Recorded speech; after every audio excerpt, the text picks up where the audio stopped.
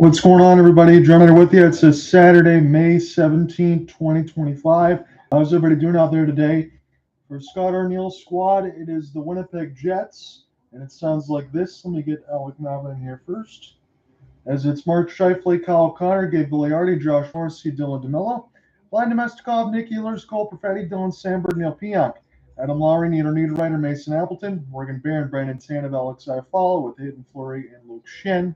Connor Hellebuck will be the goaltender of record per usual. For the Dallas Stars, head coach for Peter DeBoer, they got a 3-2 lead in this series. It's a part of the Finnish Mafia that's been playing very well. Roope, Hintz, Mikael Granlund, Mikko Rantanen, Miro Heiskanen, and Thomas Harley. Duchene, Benn, Seguin, Lindell, Cody Ceci, Wyatt, Johnston, Jason Robertson, Ilya Lyubushkin, Sam Steele, Mason Marchment, Evgeny Dodonov. And you have the mix of Jake Ottinger in the net again. As it is, Alec, again, I'll get to the lead story, and that's some sad news, but it's also some positivity there for the Jets as well, because Mark Scheifele is going to go ahead and play.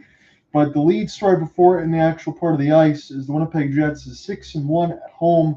They're 0-5 on the road. They have not won a road playoff game in 3 years. Do you think that changes tonight? And while the Jets are preparing for Game 6 tonight, it might be the emotional spark that they need right after the unexpected tragedy that happened earlier today and last night, because Mark Scheifele's father, Brad, unexpectedly passed away. Adam Lowry grew up alongside Mark in the organization and said that Brad's energy was unmatched. And to quote him, his joy is an excitement for life. He really passed that down to Mark. His positivity, his outlook on life, just a genuinely happy person. It's a terrible loss. Our condolences go out to Mary Lou, Janelle, Kyle, the whole Scheifele family. And that is the reality of the situation. Not only were the Jets going down 3-1 in the series, but they're having to play through emotions, a rush of emotions, having to go through a loss. Our condolences go out to the Scheifele family and the entire Jets organization. Playing for a loved one that passed away and trying to keep your season alive is something that any team wouldn't want to go up against. But as is seen 11 years ago with the New York Rangers, when Martin St. Louis' mom, who unexpectedly passed away during the Eastern Conference semifinal series between the Rangers and Pittsburgh Penguins, sometimes it's an emotional spark. Sometimes that could be the storylines and the driving force behind such a comeback from a series. We don't know if that's going to be the case, but this series is not just about the Jets, but also about Scheifele. They're playing for his dad. Yeah, I'm going to get to that in a moment. And great points by you, Alec, as always, because I have some information that I want to share as well. So the 2 wins for Winnipeg in this series, one at home, on both the side at home, but both 4-0. Hellebuck was able to get 2 shutouts, 22 of 22, 21 of 21. Again, we know the home and road splits are completely different. For Dallas, again, 3-2, 5-2, and 3-1 wins. And really, Dallas has been able to do this without secondary goal scoring. And that's Tyler Seguin, Wyatt, Johnston, Jamie Benn. Been talking about that as well. We haven't really seen those names get on the forefront of the score sheet, and yet Dallas has been able to take care of their business. So as you mentioned, Game 6 in Dallas, and it's very interesting because you look about it, you see some of the things on social media, and you want to stay away from some of the poison. You want to try to find some good things. Like I always say, you read, you watch, you listen, and you kind of take everything with a grain of salt. But I did notice that some of the Stars fans are offering number 55, Mark Scheifele's number, donations in his honor for his dad, Brad, which I think is a great service for them. And I know some people will be asking, again, I haven't lost immediate family members, but I'm sure getting close in age for some of them, whether or not you'd want to be able to go out and play in a game like this. And I can speak from experience, at least for traveling with a lot of hockey teams, stuff that I've done with the Sharks and everyone else. It's a family affair. Alec knows this as well. When you get into anything in the NHL, anything hockey related, you always have your parents that take you up to the rinks early in the morning. You get all your practices. You do everything that's done. It's in their family. It's in their blood. It's in their tradition. You know, Brad would want him to play today. Mark's going to play with a heavy heart. And as all hockey parents would, it's important. You're going to play it. You suit up. You do everything else you need to do. So I hope Mark goes out there, Alex, scores a hat trick, has fun, and gives the Jets a good opportunity to win this and try to get to Game 7. Yeah, I hope so too.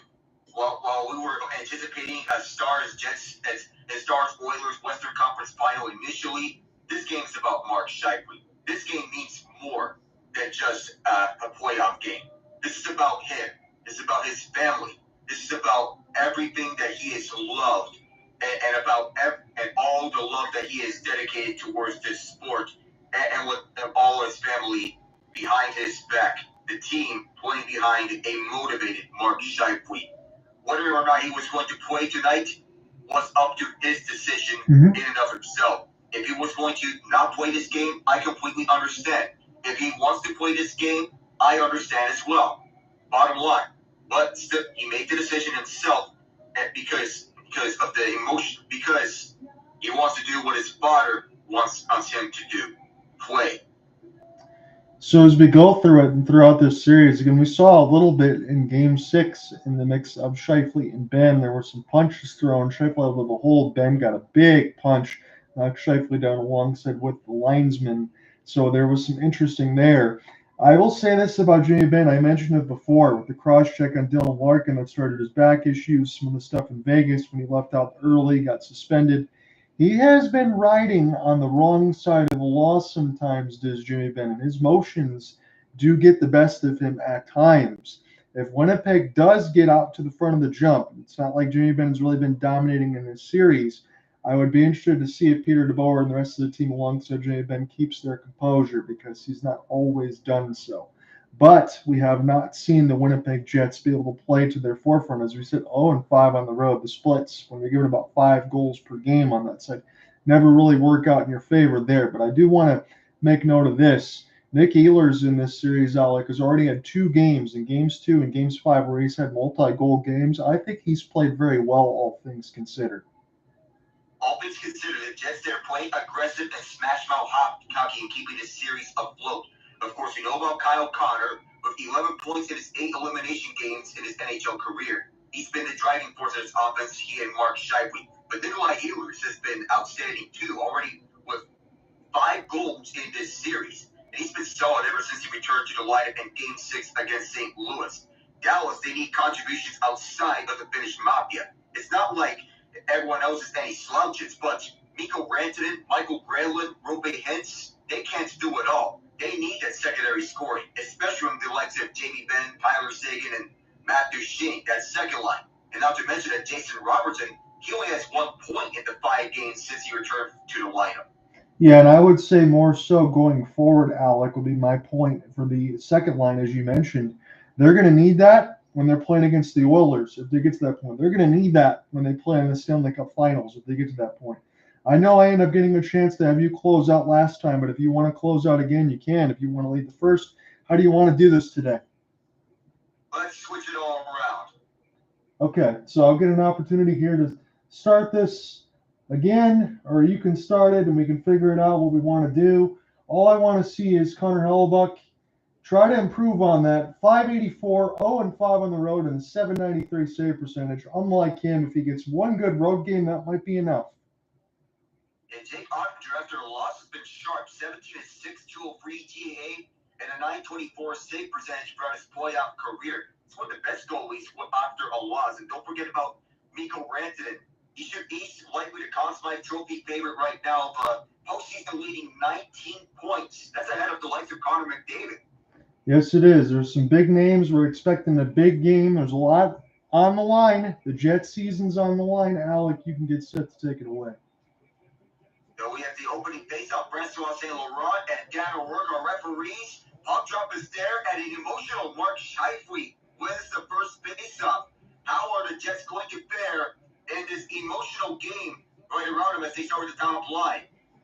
After Lindell gets this one out, moves it up for Granlund. Already they're starting with the Finnish Mafia. Pass intended for Hintz was cut off by who else? Jumped away in a turnover. Stopped by Hellebuyck, and he is on his A game early.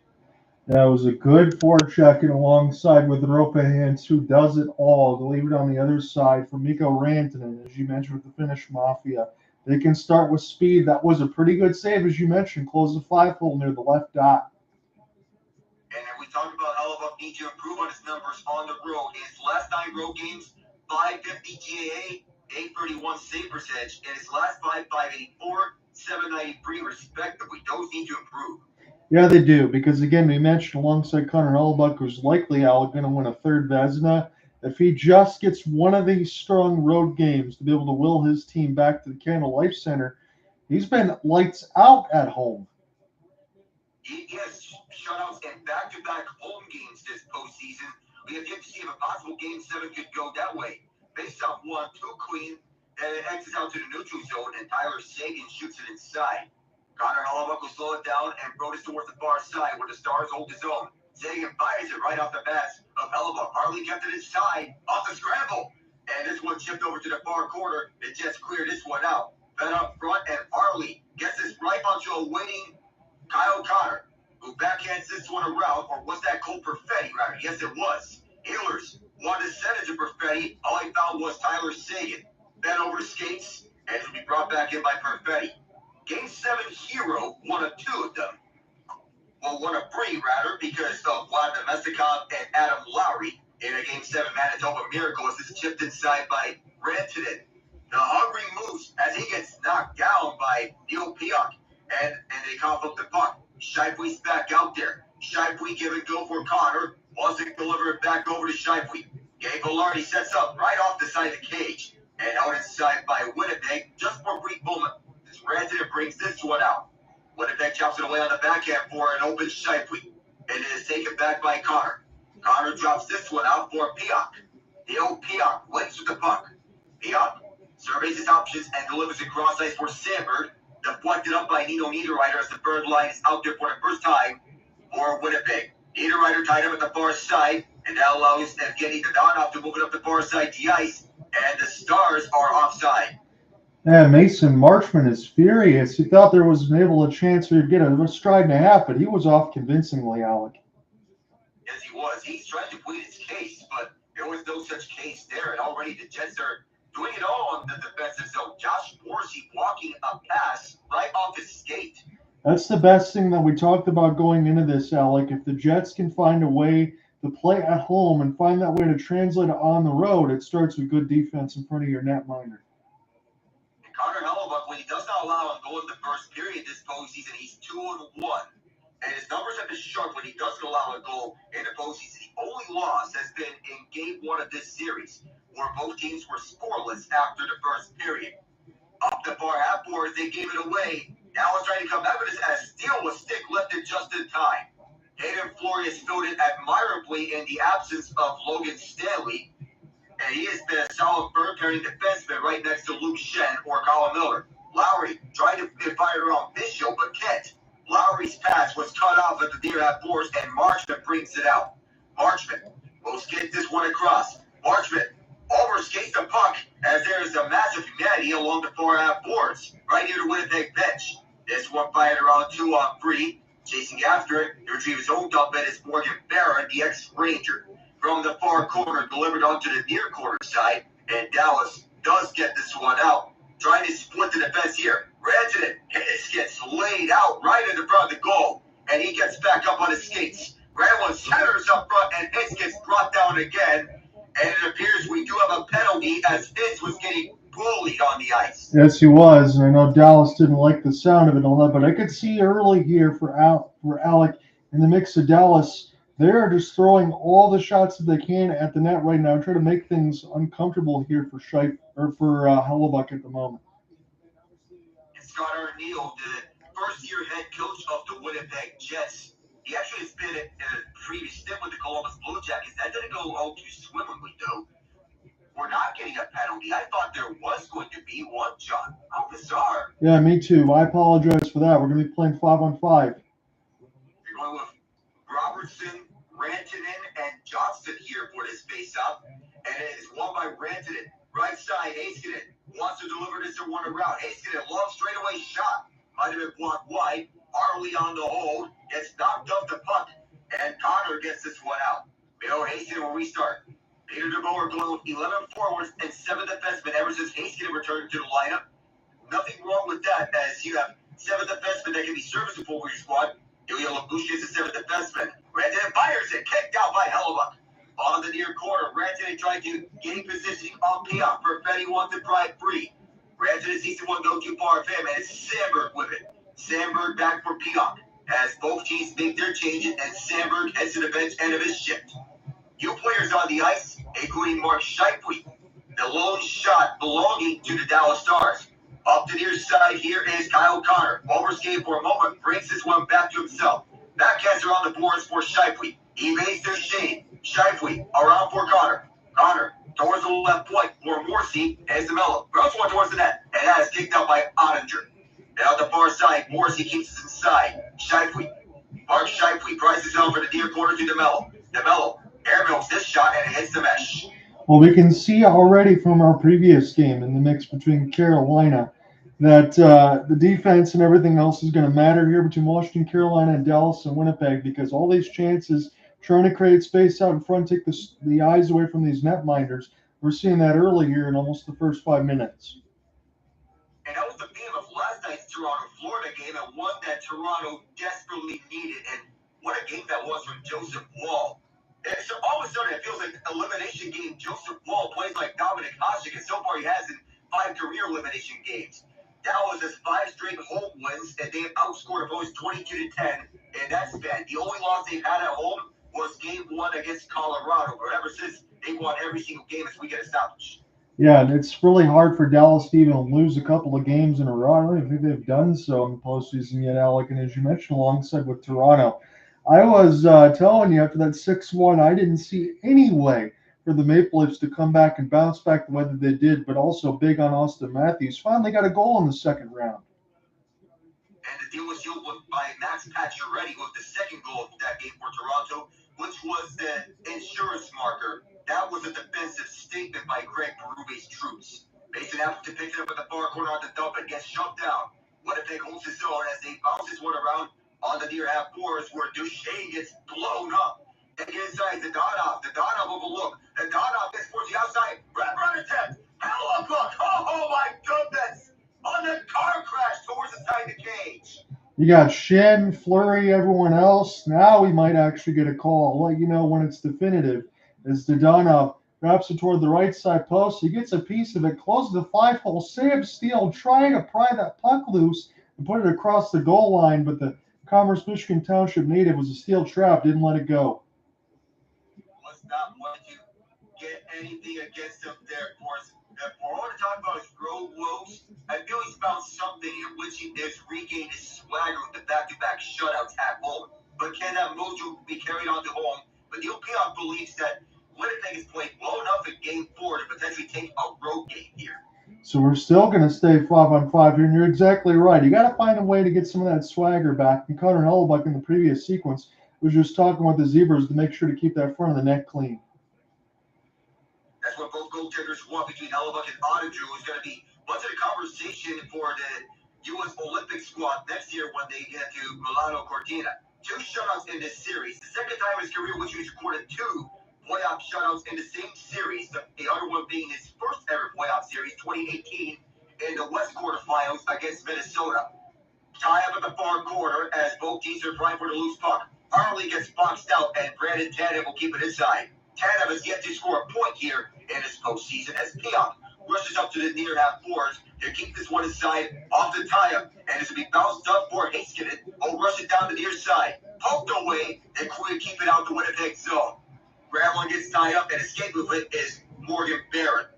Right back for Pionk at his own zone, but waits, and it will set up shop up front for Ehlers. Nick Ehlers is inside. Ehlers hops it right over the glove of Ottinger. Out inside, here's Perfetti. He want to go to the slot. Nobody there. And now this is Jamie Benn. Post up, and Winnipeg's physical defense forces it offside. I will say this, as you mentioned, alongside the Olympic play, the United States could do a lot worse, Alec, than have Hellebuyck and Ottinger. You can use it as 1A, 1B as far as your starters, but not that previous move entering the zone. I absolutely love that move from Ehlers. He just unloads the clapper, and Ottinger had to step up big. I remember when Evgeny Malkin made had scored a shorthanded goal, in which it was a slap shot on a breakaway. That was an angry clapper, in which he was a take-tack Philadelphia right after he got blown up by Randy Jones during a Philadelphia power play. On the near side, Vladimir Mezikov a former Tampa Bay Lightning member. Here's Nikolai Hiller's backhanding up to Perfetti. That pass was blocked up by Labushkin. The Mestikov kept it inside the zone for Perfetti. Perfetti backed all the way up. Wanted to go to Ehlers. It was closed up by Seguin and Lindell. Lindell go to Labushkin. 7 defensemen on this team. For Benn. Oh, and this one inside for Duchene, who gets closed up. And so far, Winnipeg is matching everything that Dallas is throwing at them. So far, it's been much the same tape as what was seen at the beginning of yesterday's game. That both defenses are wearing each other down, and neither team is really getting that much chance at the net. But Dallas can get something here with Robertson. Robertson will drop back for Cody Ceci. Ceci's shot was off a block on the near corner. Pionk wanting to get this one out. Harley just held inside for a split second before Dallas reclaims it outside their zone. 7 minutes gone in this opening frame, just one shot, and that came from Dallas. Harley gets spun. Robertson holds on the far corner. Ceci pitching off for Robertson. There's a loose stick on the ice. Away from Luke Scheifele. Has it gone out? Oh, that was close. Hellebuck may have got a piece. Fleury tangled up on the far corner. Bounces off the broken stick. He'll get it back. Off the near boards. Harley gloved it down, and he gets blown up. Right back onto the neutral zone near the penalty box. And Sam Steele brings this one back inside. Out the spin. Niederreiter back to bring it. Pionk with Steele chasing after them. Will go rink wide for Sandberg, and Sandberg fires it one aside off the stick of Ottinger. That was Niederreiter, rather. Beautiful.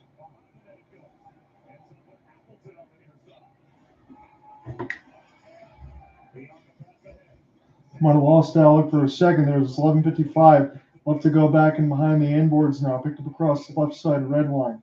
Now opportunity for Niederreiter. From the left side dot. As this be picked up the other way for Dylan Sandberg. And off the drop, it's Mason Appleton save by Ottinger with the left pad. This be kept to the left side point. Here's a wrister walk in, shot another save with the left side pad. This will be sent back in behind the inboards now. Picked up now off the forehand, and Dallas try to race the other way with Mikael Granlund. Granlund little inside out. Roope Hintz got the hand on it. I don't see a hand in the air alongside the referee as we're still alive. It took down one of the Jets. We'll try to race the other way. I follow. Looking for an outlet. It's a flip pass for Turbo. Back inside for Harley, who takes a hit. Jets make a play in the offensive end, and now the victory green. And on the 2-on-2, I follow sends it to the far corner. Harley scattered towards the far corner. Kaya and Dallas will take it away off a blown Winnipeg tire. For the near side, Heiskanen drops for Duchene. Duchene fires it, blocked in front, swept away in the backhand, but kept inside. High front, backhander, missed it all. Held inside by Duchene, right circle. Cross-ice pass for Seguin. Heiskanen ready, sub for a one-timer option. Pass across for Harley. Harley continues to hold. Heiskanen, does he have a late one-timer? Benn, blocked. Rebound as well blocked. Had him at the far corner, doesn't pick it up. One of the Jets goes down. Heiskanen wanted to swat away on the backhand. It's behind Hellebuck off the broken stick. We're nearly at the halfway mark of the first period, and still no whistle. Luke Shed, his teammate, clears it out, and the fans cheering the refs of the no call on the Granlund takedown. Up the middle is Robertson. Robertson puts it right onto Hellebuck, who catches it at the shortstop position. My, oh my, Alec, take a breath. Excellent job by you, as always. This was a couple opportunities for a one-timer. Not sure how Dodonov completely missed that one as it was picked up the other way. There was an interesting sequence while all that was going on. Kyle Carter wanted to take a change. He wanted to get off the ice, and Shin said, hey, before you do that, give me a stick because mine's been stuck in behind the net for about 3.5 minutes as the play was continuing, and now we go to break. It is a chance for a breather. Oh, someone let these two teams do it. They need to relax at one point, but, you know, it is the playoffs. There might barely be enough time for relaxing, especially with the situation both teams are in, especially Winnipeg.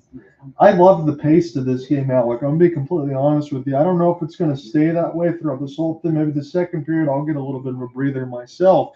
But, yeah, we've had the action right on top of us. There's been a lot of shots that have not hit the net or have been blocked because both of these teams have been able to play at a pace and still play defense. But I'm with you. On the right side of the boards, as Roope Hintz was looking to go brace for that, he had to brace against the right side red line because he got absolutely taken down. And during your play-by-play, I'm looking over to see if the referee's going to put a hand in the air, and I was surprised he did not. Honestly, for the amount of penalties we think we probably could have seen, Alec. You and I thought we called some that weren't there already. There could have been at least 3. At least, because there could have been a penalty easily on that Roope Hintz play. I thought it was Graham looking back at it. No, it was Hintz. But man, oh man, the action has been so intense here. The pace. I know for a fact that the defenses, they've been both doing an excellent job wearing each other out. This kind of felt like the start of Toronto, Florida last night. Yeah, and we'll see if that's going to maintain. Honestly, I did not expect to end up being busy on the Sunday, but I'll be glad to work that Game 7. I'm sure you're going to be joining me for that one, and we're going to have some fun with it. We're also going to have another Game 7, but on the hardwood, in between Denver and Oklahoma City. I know we'll talk about that in the intermission. Yeah, that's going to be on the afternoon side, 3:30 Eastern Time tomorrow. While Game 7 of Toronto, Florida taking center stage, and why wouldn't it? Well, and there are certain records at stake. That Paul Maurice is a perfect 5-0 in Game 7. Toronto has not won a Game 7 in 21 years. Craig Berube has won his last 2 Game 7s. Brad Marchment is a perfect 4-0 in Game 7 against Toronto, but he's never played a Game 7 at Toronto. All 4 of those Game 7s for him were at Boston. That just means, Alec, we're going to be rolling some dice tomorrow. I mean, for all the marbles. Face-off is won by Adam Lowry, and find out for Niederreiter. The pass missed. Auditors coming out to play this one. He gets tied up by Appleton and Niederreiter right behind him. Niederreiter gets it free, but it lands onto Rantanen's stick. Lowry couldn't cut this one off. Here's a potential 2-on-1, but the Jets defense gets back. Harley shoved towards the wall by Pionk. Robertson also tied up, and this is Johnston freeing up the puck. Back for Johnston trying to pick up the fence. Johnston gets the all puck out position. Can't get the pass in front. He gets it back into the near corner. Johnston along the half boards. That pass was deflected out by the Jets defense. An underrated component of this group. 14-6 the shot attempts in favor of Dallas early in this Game 6. Flooded out onto the Dallas zone, where it is Lindell chopping away on the backhand. Dallas trying to re-enter, but Winnipeg is forcing him all the way back. Scheifele finds Velarde, the former LA King, involved in that first Pierre-Luc Dubois trade. Or second one, depending on who you ask, because Dubois was traded to Winnipeg, then LA, and then Washington. So it's 3 Dubois trades. From the near corner, Carter gets it out to the left side for Josh Morrissey on the wheel route pass. Morrissey banks it off the near corner. Velarde arrives to the puck. Tied up by Ceci. Brought it back to Morrissey. Then on DeMello. DeMello shot hit his stick. Right in front Carter. That was blocked off with skate. Carter gets it back over to DeMello. Deep right point. Sends this back in front for Velarde. Deep point. Bounced off a leg. Carter will pick it up again from that near corner side. 40 seconds of zone time for the Jets, and that's all. Morrissey brings it out the red line to DeMello. DeMello brings it up for Velarde and then back as the Jets will go ahead and make their line change. DeMello over through the middle, moving up the ice, and then past the red line, dumping it in is Perfetti. Around Labushkin as he looks to go across for Bishop. Perfetti arrives there. Perfetti, the little engine that could. On the right point, Neil Pionk takes the wrister. Up for Perfetti down low. On and turn to stop. He's been excellent on the loss, and that magic continues. Up the middle, here's Roope Hintz. Tries to spin around. The Jets defense gets back, and he gets closed off entirely. How's about that for defensive effort? Now Louis Rantanen. He has been electric this postseason. Labushkin's closed up. He sends this one around the horse for Granlund. Granlund looks there for a bouncing puck, and that went off a stick. Nothing there for Rantanen.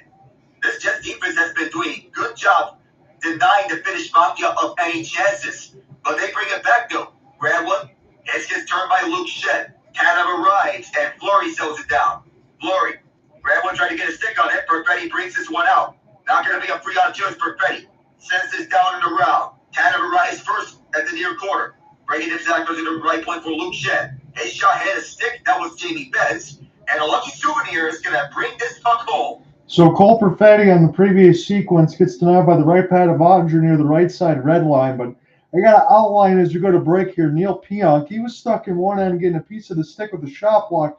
As Roope Hintz off the long outstretch pass, I mean, he's gone. It's a one-on-one. He goes for a half spinorama, and Pionk able to stay with him the whole time, Alec, and close him out without getting a trip. That's just beautiful defense. That is. That's admirable from this Jets defense, what they're capable of doing. And for us all to talk about the Stars defense, people need to pay attention on how good the Jets defense is. It's not just Hellebuck that's doing the work here for the defense for Winnipeg. Look at the guys in front of him. They have the crowded defenseman with them. Neil Pionk can play both ends. Josh Morrissey, primarily an offensive defenseman, but can also can play his own end too. Dylan DeMello, Luke Shen, their premier defenseman. And even give credit to Dylan Sandberg, who is blocking shots relentlessly. Yes, and to your point, I mentioned a couple times ago in the broadcast in the mix of when we covered the Leafs and the Panthers, Bobrovsky always says the same thing with his back end line. How Henrik Lundkvist always says in the TNT side of it when they do the intermission. I do want to ask you to talk about goaltenders just for a moment. So, again, you had that hit from Stolarz in game one, but in that previous, as Bennett comes flying into the goal crease, we saw Bobrovsky's head in his helmet hit the back of the left post. How did he stay in that game? I mean, it looked like a car crash. Yeah, Aaron Ekblad shoved Max Domi, Ryan Duchene, Bennett with Sergei Bobrovsky's helmet. I'm not sure how concussion spotters missed that entirely after Bennett's hit on Anthony Stolarz in game one, which I'm like, what in the world? You let both goaltenders continue to play after those hits from Bennett? Yeah, that's how I'm wondering what's going to happen in Game 7. I don't even know if Big Bob has any repercussions for that, but I mean, he fell back and hit the post hard. Yeah, and now you're even wondering that if Stolarz comes back, if you're Toronto, who do you go with between him and Wall? My guess is you get back into the play-by-play, Alec. It's got to stay with Wall. He's earned it so far. So far, so good. And here it is, Josh Morrissey off the face-off. That might have hit Ottinger. And now as we're moving up through the far side, Brion 2 runs with a trailer option. Cross ice for Robertson. Robertson fires, hit a stick, and came loose. Josh Morrissey tried to get it back, and he can't do so now. And now the Jets will move it up. That allows Morrissey to pick up his stick. Velarde tried to move it out to the zone as a Lindell closes him up. CC buys him. Trying to get it out, but there are too many Jets in the way. Robertson can't get it out either. Velarde checks it right behind, and that's CC there to block that up. Scheifele gets it all the way back for DeMello. Long shot, caught, and scooped up out of midair by the Otter. Man, Morrissey's shot went in between legs in the previous, just kissed the top of the crossbar. It got past Ottinger, but it hit the iron. The outside of it, goaltender's best friend as always. EQ to Marc-Andre Fleury-Montage at this point. And he's been awesome on the world side for Team Canada. Flower's been ridiculous. Canada's been on a mission to work in the IIHF World Championships. The last drive for Flower, and he wanted to make the most of it. The break force between him and Sidney Crosby are not done, not in the slightest. Puck bounces up, and the neutral zone is grabbed by Sandberg up the middle. Too hot to handle for the Stars for a brief moment, but Thomas Harley gets it back. Off the near side for Tyler Seguin. Seguin looks to find Duchene and wants to get by Pionk. Pionk says, no, sir. Sandberg closing off Dallas' options up the far side. Fire back, the pass missed. And all the way back to Ottinger as he's forced to come back all the way from his zone. They've taken away 2 shots from the Jets. The shot board reads 2 apiece. Since when we have a game with this few shots at this point in time with 6 minutes left in the first period. The Dada moves inside, tried to backhand one, but that one hit a leg. Up the middle, off a stick, that was Niederreiter's, and it's fired down the far side. Adam Lowry can't get inside. Appleton has to escape back to stay onside. Niederreiter wanted to poke it free, came back onto the neutral zone towards the Dallas side. Adam Lowry surveys along the Winnipeg bench, tried to pass this one back. Niederreiter wanted to fire this down, but it bounces up onto the benches. Yeah, and you mentioned alongside the low amount of the shot board at 2-2, this is anything but not having action. It's been all over the place. If these defenses didn't play with speed, honestly, Alec, they probably could have already given up a couple on both sides. That's how playoff hockey is. That is usually low event as the way that playoff hockey should be played. Low-scoring, grueling matches. Yeah, there's been a lot of speed between these two teams. That's what I've noticed more so. Again, we were able to watch the Canes game just the other day when they were able to finish it off against the Caps. That was more of a long, outstretched, long pass seams. And there's been chances, but the defense has been able to close it out in front of the net, and they've had to do so. Again, you can talk about that in between Pionk and Hintz, as we mentioned, off the half spin. most defense would give up a goal easily on that. There'd be no shame to have Roope Hintz get the full spinner ram on the backhand goal, but both these teams are playing like they have to right now because I think both of these offenses can strike at any moment. And let's not get it twisted. I think the Jets offense, at least, probably underrated in a lot of people's minds. Don't forget about the down the lineup scoring. We talked about Cole Perfetti, Wyatt, and Meskov. The contributors have been huge for the Jets during the Manitoba Miracle. Cole Perfetti said himself that they don't practice the chop tip a lot, but that's the old Sidney Crosby play, the chop tip, the goal that he scored on the Jets were on the power play against St. Louis in that Game 7. Cole Perfetti has been around a while. It seems like he has been. It's been a few years for him, but honestly, I really like his game. He's got a lot more years left. He's really just getting started with the Jets. They've got a really good core, as you mentioned, over the years. And now, like, honestly, I'm glad they didn't blow too much of it up. They knew they had a good team, just needed to make some tweaks. You know, it's kind of shameful you got to run into the Dallas Stars, but what are you going to do? Because the Stars are going to be a headache for the next decade. But they are, knowing all the core that they have around, and they're not done just yet. I know they are by far and away the favorites to win the Stanley Cup out of the 6 remaining teams here on this field. At some point, you wonder, when are they going to get it done? And with a superstar like Mikko Rantanen, it seems like this year could be their best chance yet. Roope Hintz loses the draw as Winnipeg moves up the near side of the ice. But truth may be stranger than fiction, as is said time and time again. Tanev deflected it off his own stick, looking to get it back to Barron. Bishop was there. Barron wants to drive free. Iafallo there for support. Dallas wants to clear, but can't do so. And Iafallo can't hold it for a moment, but gets around the far side. Right behind the crease. Alex Petrovic pinned towards the wall by Iafallo. Coming out for support, I believe, is Grella as he moves it up with speed down the middle. Breon Free is the header. Barron was right behind the pitch. It's slammed towards the wall hard. Dallas in this series has averaged 12.8 missed shots per game, and that's got to change if you're a Peter DeBoer squad. No matter if you go 11-4-7 defenseman or 12-4-6 defenseman. Down the near side, backhanded deep as Bishop collects it. Well, backhanded for Petrovic. Up the far side, this one bounced up, and Velarde will be the first one to retrieve. Velarde swung and missed, and the down-up missed on his initial chance. Hell of a resets. DeBello closes him up. Shut him off on the second opportunity he got as he is forced wide to the far corner. Tie up here right behind the net. Off the careless giveaway, the down-off goes down. We stay 5-on-5, as there was no need for that penalty call, and there should have been one. For the far corner, this is Pride Free onto the right point. Lindell wanted to keep it inside, but can't, as there was a swing and a miss keep.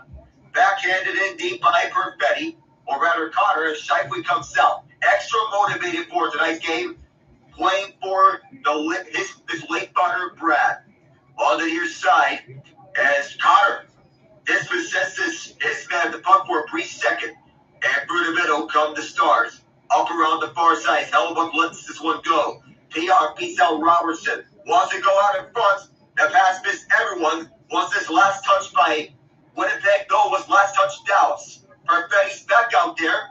Once again, the little engine that could. 5'11". The guy was dubbed too small for playoff hockey. He got it done in Game 7 against St. Louis with 2 huge goals.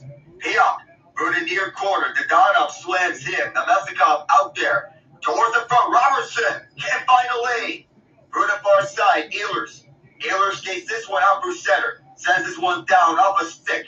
And it'll be Harley who'll move this one through the near side. Harley loses Niederreiter. Harley up for back to Duchene, goes across. Duchene wants to move around Luke Shen. Shen says no. Benn for support. Will force it to the far side. Heiskanen moves to go up front. Bishop moves in. Bishop shot down by Hellebuck. Fleury tried to sweep it away. Dallas gets it back. Tight shot bounced off the body. It'll be Heiskanen grabbing at the left plate. And Grella gets low stop. Rebound loose. Send it back to Duchene across. Gets timing there. The pass intercepted. Not out. Heiskanen top of the left circle. Bunched up by Niederreiter. Heiskanen keeps a hold of it. Back over to Blaine Bishop. Heiskanen one more time. Heiskanen. One time for Bishop. Hellebuck gets over the line to rebound. One swept wide. And Shed got the hold of it. Chance to clear. Heiskanen holds it. Now on the shade. Set up afterwards is what? Rantanen can't shoot it as he was boxed out. At the right circle, Rantanen goes back towards the point. Bishop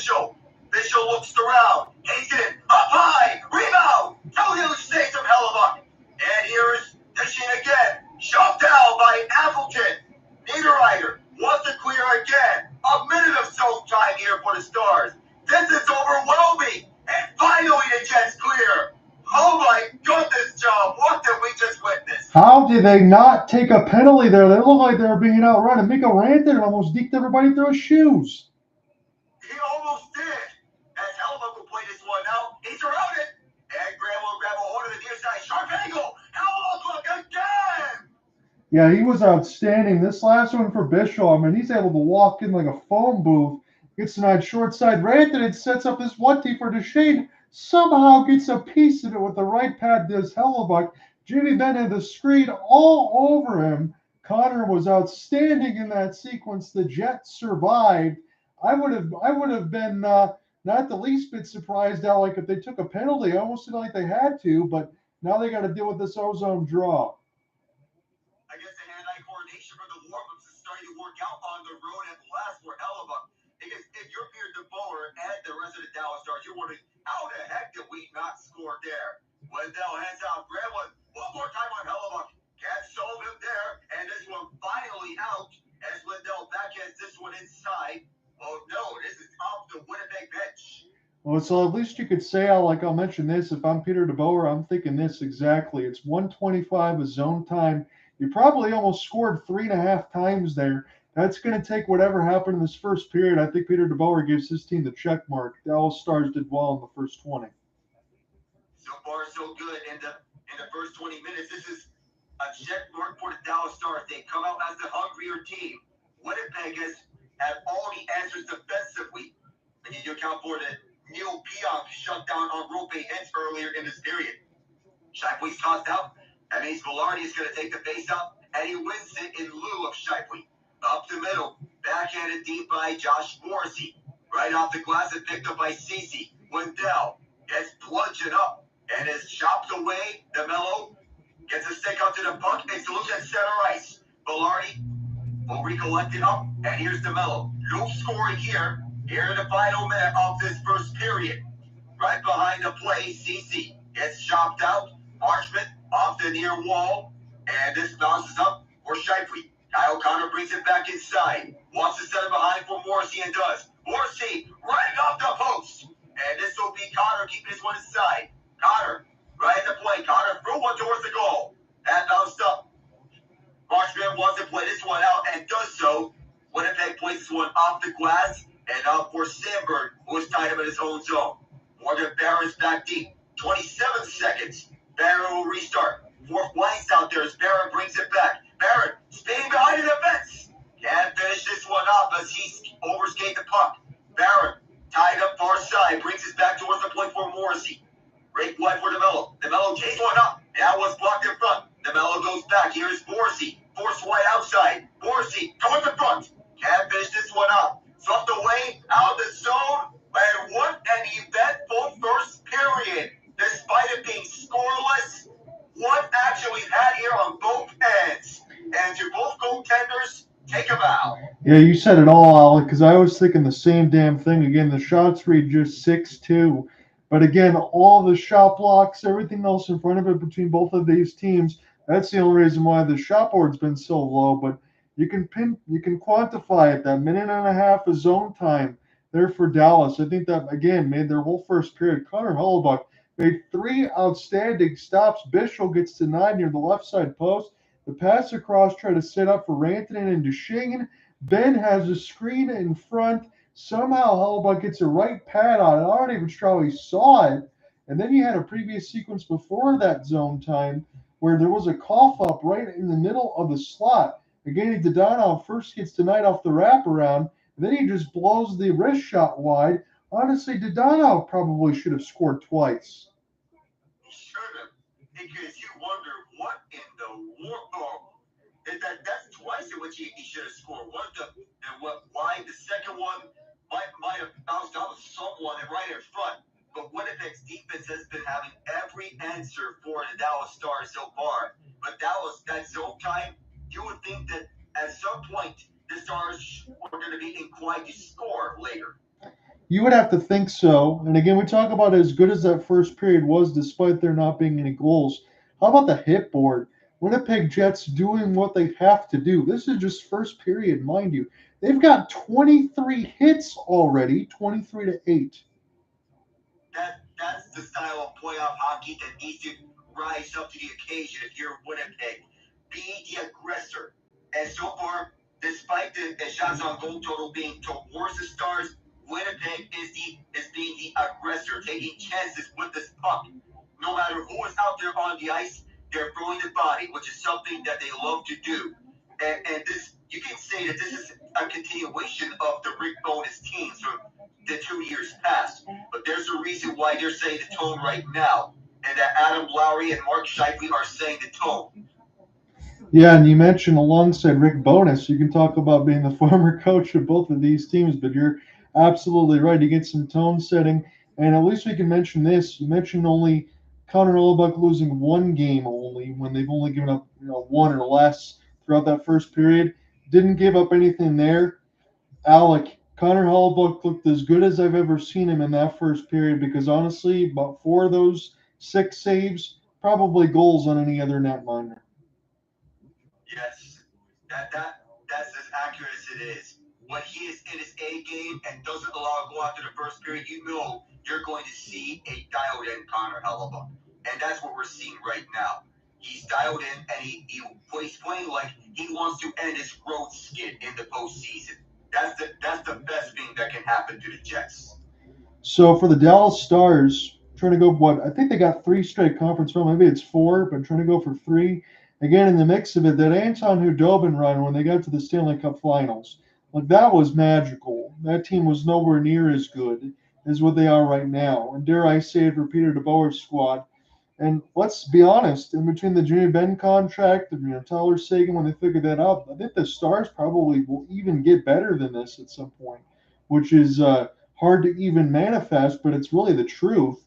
But this probably is the best Stars roster currently that Peter DeBoer has been able to coach, would you say? Yes, it is. It's easily so. They can balance up their lineups top to bottom. And the fact that Jason Robertson is not on the top line, granted that he is just coming back from injury, but still, you have a top line that's Mikko Rantanen, your prize superstar acquisition at the deadline. That's huge because he's now firmly established himself on the Conn Smythe leaderboard. Superstars don't come often at the trade deadline, but when you are blessed with superstar talent like him, that's when you know your team is for real and you are serious. You can balance out the lines between him, Robertson, Roope, Hintz. You got Michael Granlund on the top line after a career revival over with the San Jose Sharks. This lineup is legitimate. And this goes to a game, and if we do see a situation where Winnipeg sends to a game 7, you got to know if Dallas is having the worries right up on them. But still, there's that undefeated Peter DeBoer record that he has to take care of. And game 7 is a game in which Wyatt Johnston loves so much. Yeah, he does, and he's the one that always comes through and scores. And granted, I know Ian would say the same thing if he's in here, and the same thing for a lot of the Dallas fans, that if it gets to Game 7, it should be automatic. But at some point, Alec, you and I are on the same page. Look at that number for Peter DeBoer on the 9-0. It's impressive. He's trying to go 10-0 if it gets to Game 7. Obviously, Dallas doesn't want it to get there. But at some point, those records are made to be broken. Yes, they are. If you remember back in 2017 when Justin Williams got handed his first ever Game 7 loss at the hands of the Pittsburgh Penguins when Marc-Andre Fleury had that shutout when the Penguins successfully defended their Stanley Cup title in 2017. Of course, records are meant to be broken. But at some point, if this goes to a Game 7, anything can happen. And Winnipeg, of course, not only they're playing for their city, they're playing for the Scheifele family. Yeah, they are. Now, like I think you said it best, and the same thing for Peter DeBoer. He mentioned this in part of his pregame. Because, look, I don't care what the numbers for Connor Hellebuyck are on the road. We're going to have to prepare for him like we always have to do, knowing that he's one of the best goaltenders in the league. And he's saying that to urge his team to go out and put their foot on the gas because Dallas Stars, as we said, you can't take anything for granted going to Game 7. You're going to try to finish this right now. And more importantly, try to give yourself some rest because if you look at it over the last couple of years, I know you and I never did, but I know a lot of other fans can go out there and they can make fun of the Oilers and poke at some of their idiosyncrasies and some of the things that they don't do well. But now the Edmonton Oilers have proven themselves over the last few seasons to be one of the most complete teams. Dallas is going to need to use this extra rest because that battle in WCF, if it gets there between Edmonton and Dallas or the Jets, that's going to be a battle. There's a feeling to me that if Dallas ends this tonight, then I think that they could, and I say this could being the key word, they could beat the Oilers in a 7-game series. I have it going the full distance even in that scenario. If this goes to a game 7 between Winnipeg and Dallas comes out this one, I think Edmonton takes the Western Conference final. That was the prevailing thought that I saw in the pregame for ABC, and honestly, you know what, Alec, I'm going to agree with you. I'm going to agree on that side because I think that there's a ton of pressure the other way for these Canadian teams, and I don't think you can really go out and I'm not saying the Jets are going to do this because they're a good defensive team, but I don't think they can really have their best strength be a 6-5 type of game against Edmonton. Edmonton can play both ways.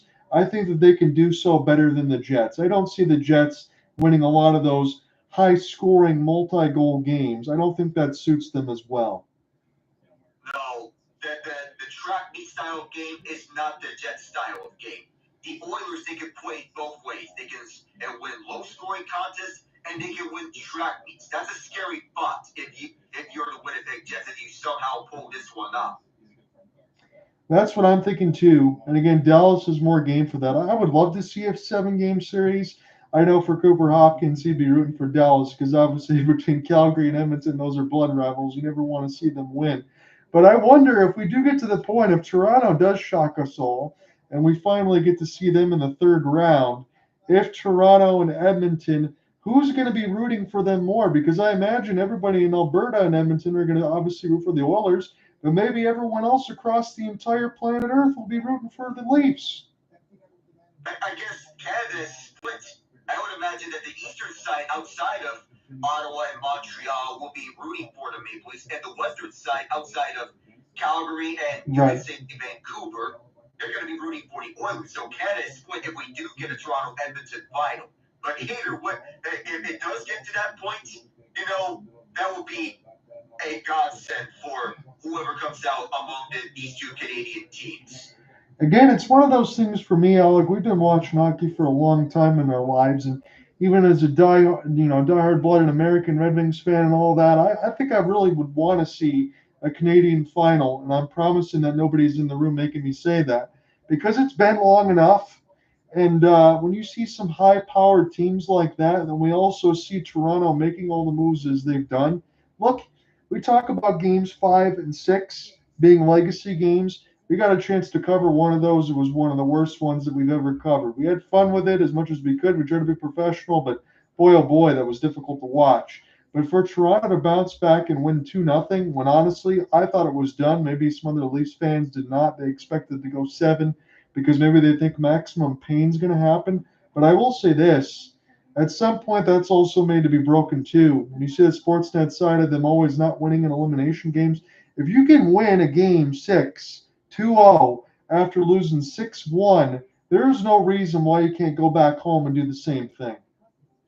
There's actually a part of me that believes that Toronto is going to win tomorrow night in a game 7. People can talk about the narrative, the common theme.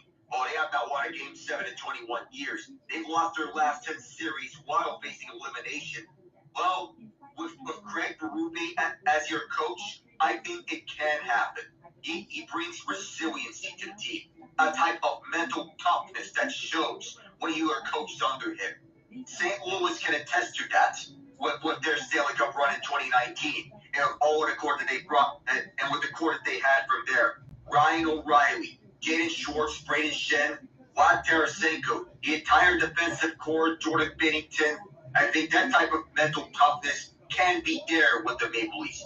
There were some line combinations in which there were head scratchers, particularly that third line of Bobby McMann, Max Domi, and Max Pacioretty, which Leafs fans thought that they're going to be comfortable thinking that it was going to blow up in their faces. But it didn't. That line change worked for them. And Max Pacioretty brought the insurance marker in that game 6. McMahon's been terrific defensively. Matthews and Marner have been terrific defensively. And finally, Matthews gets on the board here in the second round, which is the best thing that Toronto needed to get a confidence boost. Game 7, what else is there to say other than I think it's going to be another low-scoring type of game. Yeah, we're going to see what's going to happen because we're going to be on the air probably just before 7:45 in the mix of that part of the puck drop, and it's going to be fun. You know what? It gave me a lot more optimism from from what we saw to Game 5 to Game 6 when I thought it was completely over than to see them win 2-0. They owe it to the fans. They owe it to themselves. But more importantly, Alec, I'll say this. I know Stolar's got injured all that in game one, and he hasn't been able to be a factor since. I'm sure if they get to round three, he will be, and they'll get a chance to do it again. But they owe it to Joseph Wall because he's played quite well. Yes, he has. And assuming on the part of for my Carolina Hurricanes, assuming that Toronto advances, I did get the Florida assessment. Assuming Toronto advances, that we could see another series in which it's going to be just as big of a challenge for Carolina as with the Florida series. Because Toronto scorers up and down the lineup, defensive-minded players up and down the lineup, even when killing penalties, offensive playmaking. That's why the big stars are getting paid. Both teams have the penalty kill and the depth scoring to match up with one another, and net mining is going to be what is key between Freddie Anderson and perhaps even a tandem of Stolars and Wall. Craig Berube's teams play tough, and we're seeing that right here, especially with Game 6. Game 7, it could be the same thing. This might be the opposite assessment of what you just stated, but I do agree with a lot of your points. I think that might come later in the series. And what I mean by that is when you start this series in between Toronto and Carolina, I know Carolina's going to start on the road. They haven't had as good of a road record. But as you mentioned with Carolina, they force you to play their style. They wear you down. They're physical across the boards. They get a lot of shots. They dictate the pace. Toronto is a team, as you mentioned, with Craig Berube, that's instilled a lot more of that defensive factor. But I'll say this, look out for games 1 and 2 when they start at Scotiabank. I think Carolina might do well to be able to start on the road, instill their system, and maybe force Toronto to have to get used to playing against them. I'm going to say Carolina either keeps it 1-1 or starts 2-0 before Toronto does some of their work to try to score a little bit at home. Maybe some reverse splits. That's just the feeling I have. That could be. Some reverse splits could be in the works, but in a series like this, I don't imagine that Carolina gets swept again in the conference finals because there's no way possible that Carolina loses 16 consecutive Eastern Conference final games. That's just maximum pain and a half. We've watched them play too well, Alec, over the games that we covered. Again, you covered a lot more of them. You've seen the team, you followed it. I've seen the systems across it. I think Stankoven was a great add. I like the add of Taylor Hall. Dmitry Orlov mix in there too. Everybody fits in there well. Jarvis played excellent in that game that we covered. Sebastian Aho is always there. You got Svechnikov. There's a lot of clutch and there's a lot of work. And I think especially when you play against Toronto, there's no way that it's going to end up being another 4 straight. Now, if we turn it the other way, as you mentioned with Florida, and you already gave us that breakdown in the previous one that we covered, Florida plays the exact same style as Carolina, and that's why I think things can be difficult. But for Toronto, that likes to go up and down a little bit more. That's why I think the reverse splits might be there. And also, again, we have to give full marks, let alone that defense with Jacob Slavin. That's all a given. But Freddie Anderson has been the Conn Smythe. Yes, he has. And for which team I would prefer to play in that sense, while I leave Toronto, I'm not going to do any specific chants because nobody should ever chant that they want any specific opponent. The only chant that you'll ever hear me do is "We want the cup."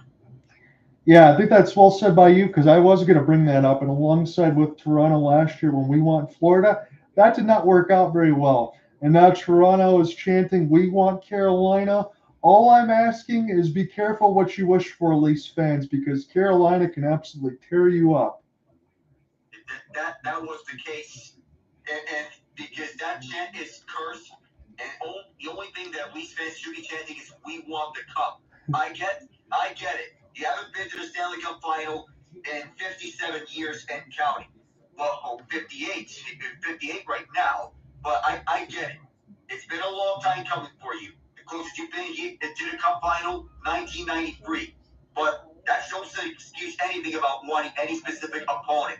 You have to not count your chickens before they hatch. No, you can't. The last time those two teams met, if it's going to be Toronto, right, was the 2002 conference finals in which Carolina went to the Stanley Cup finals. I guess the only thing I can chant as far as a Red Wings fan is I want the first overall pick, but that never ends up happening. Well,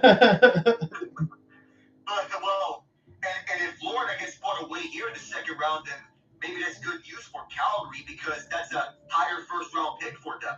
I guess that's the case. Yeah, and that would be good for them. And again, as you mentioned alongside, I like the work that Conroy's done in the picks and stuff that they have. I think Calgary's in a good spot. You know, it's kind of hard when you have a franchise netminder probably fall in your lap. But when you got guys like Wolf in the mix of Kippersoft and all of that at the time, you take what you can get. If you have a good goaltender, you just ride with it. Yep, take what you can get. Got to address the goal scoring because you now have 2 picks from this year's draft. The other one you got from the Kachuk for Huberdeau and Uyghur trade. Yeah, there's going to be a little bit of work to do there, but I like what Conroy's done. Again, we're going to look at this inside of the second. I'll get a chance to take this one over, and then we can switch out again in the third and try to get a chance to close. That means Alec's going to get to close tomorrow on the side of between the Leafs. I'm a little bit jealous. Maybe that one will go to OT. We'll figure that out. But I'm just hoping that tomorrow's game will be close because we knew tonight's would be. We knew that tonight is going to be close and that Wednesday was going to bring the energy with the hits. The goal scoring chances were in the favor of Dallas early, but the physicality has been in favor of the Jets. Winnipeg's doing a good job holding Dallas at bay on the defensive side, and Dallas, they've been doing a good job attacking the net. So I guess it's sort of a win-win for both teams in the first period. Yeah, and again, as we mentioned, alongside that first intermission, we were able to talk all hockey throughout it because there was a lot to talk about in this game. It's been good so far. 240 minutes since the last road lead. Oh my goodness, for Winnipeg there. Again, you want to try to change those fortunes. They have not won a game on the road. They are 0-5. If they go to 0-6, their season is over. And who do you got first? Do you got the Road Whites or do you got Victory Green at home scoring the first goal? Because the first goal might determine who wins this game, the way that this one's been played. But let's find out. As this picked up now to the left side here for Dylan Sandberg, and a long shot will be a basket catch for Jake Ottinger. That's how we start the second. This is basically, you mentioned about first goal is basically what's going to win this game. And I don't necessarily disagree with you, but the way that this game is playing out, it is just too close for comfort between the two of these teams. I would imagine that with the way that Winnipeg is saying it to them physically, it could be them. We'll have to see, and I would think, Alec, if it is them, that's probably what's needed. Because if I ask you the age-old question, who is the first goal most important for, we'd both probably say Winnipeg, correct? Yes, it would be most important for Winnipeg to score the first goal. Yeah, they have to because their season's on the line here, and they want to play out on the front foot because I think Dallas is just a little bit more firepower to play from behind, especially when you're thinking about Granlund and Rantanen, who already have hat tricks in this series. Rantanen opened it with back-to-back after he just eliminated his former team in the Avalanche, which was another one of those games that we covered. As this spun him behind the inboard, Sam Steele takes a big hit. Wyatt Johnston overskates it. There's been pinballs and pinatas all over the ice here. Kyle Connor, great pass. It does not hit up the seam. Oh! Good reverse hit toward the right side boards. Takes up one of the Jets, as that was an opportunity. They pick back up now for Scheifele. They had to take a bump. This is now toward the left side red line. You slam back in behind the inboards. They will give it to the Jets here, so no icing. This will be sent back around by CC, former Oiler. A little double team, a long clear down the ice. Pionk trying to get there first. Gets away from the outside positioning of Dadonov. And Dadonov's missed some shots, and he's just flown all over the ice. Domestikov off the drop for Perfetti. Took too long to shoot. Got to pass it back for Sandberg, and that pass bounces toward the right side. Dallas could have numbers here if they could break out quickly. They go for a long backhand lift. This is an opportunity now for Steele. Throwing in behind the inboards is Pionk. Ends up finishing his hit. Jets will reverse ice. Take this one from left to right and gain across the red for Neil Pionk. Shoveled it into the corner. Now Victory Green with Miro Heiskanen. Great back pass. That was a no-look. Start this one out for Dadonov. Off the drop for Miro. Miro, again, his third game, I believe, since he's come back. Here's a slow-up shot. This one goes off the skates and up and on play. The pace is slowed down here right after the first 3 shots on goal for Winnipeg, or first 2 shots on goal for Winnipeg. But what a bully hit by Mason Marchment. And on Mark Scheifele too as he spun around to pass this one around the end boards. Kyle Connor had himself a chance early to set a pass for Josh Morrissey towards the slot. He wanted to just tip it on the backhand right towards Jake Auditor. Just went a little too far. Yeah, to do that, again, there's been a lot of pace, a lot of physicality and everything else. And as you mentioned, as this puck goes up and out of play, if these two teams maintain the first play from that first period, then that would have not worked out. I think one of the fans might have got hit with the puck that went up in the glass. My goodness. Oh, my goodness. Yeah, he did. I think he got hit towards the face. Someone get him some medical attention. Now, if they're going to get that quickly, they usually do it American Airlines. We got the camera cut there and alongside ABC. I'm just getting my charging cord, and I saw that there. I'll plug that in once we get a stoppage as far as the commercial. We might have to take an extra beat here as long for that fan, as Roope Hintz now doing a little bit of a spin. They're going to get the centering and everything else figured out, but I think that's what they're figuring out now is the fan that took that puck. They're going to give it an extra moment. So we're going to take a moment here because the fan needed some medical attention. Yeah, he took it right onto the face. That looked ugly. Nino Niederreiter was immediately calling for medical attention towards the fan. So that is not the way we are getting back. This will be iced. Well, nonetheless, good thing that they paid attention to that because that was scary the moment that he got struck by the puck. So they're attesting to him now, and it's good spotting by the players to take into account the fan that got hit by the puck. Yeah, it's crazy, Alec. Again, you got all the netting on the side of hockey, you got all the netting inside of baseball, but yet everywhere you are live when you're in a sporting event, you always got to be careful because something can find you. Even in baseball, as you mentioned, if there's a home run that goes throughout the left deck or the right deck.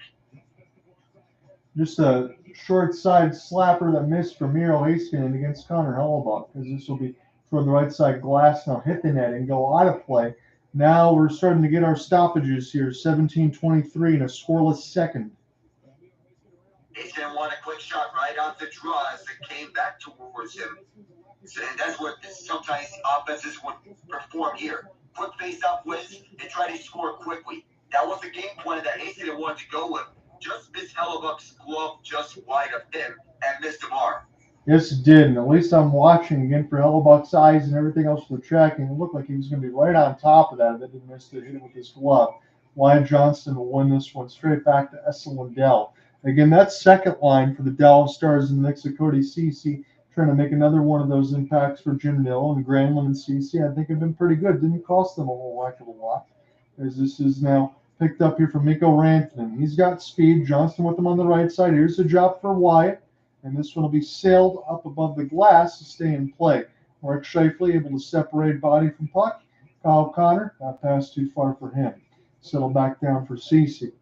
Backing across from Lindell toward the left side blue line. Wyatt Johnston tried to shovel it in. It bounces off of one of the Jets. Goes all the way back to the Stars. After recollecting their own end, Wyatt Johnston off the entry speed off the give and go. Wyatt Johnston now on his backhand. Try to leave for Robo as centering feed off gets cut off by some stick blades. Here for Josh Morrissey. Good defense there. Again, we know Josh for his offensive game, but his defensive game is pretty good. He's a pretty good two-way defenseman all the way across the board. He's just been able to be a revelation the last couple of years with points. He settled back down. Turned over by Hellebuyck off the clear and around the end boards. This is going to get Dallas for a moment, but cut off was Harley. As this will be flipped back in the other way. Victory Green. Off the drop, here's a pass.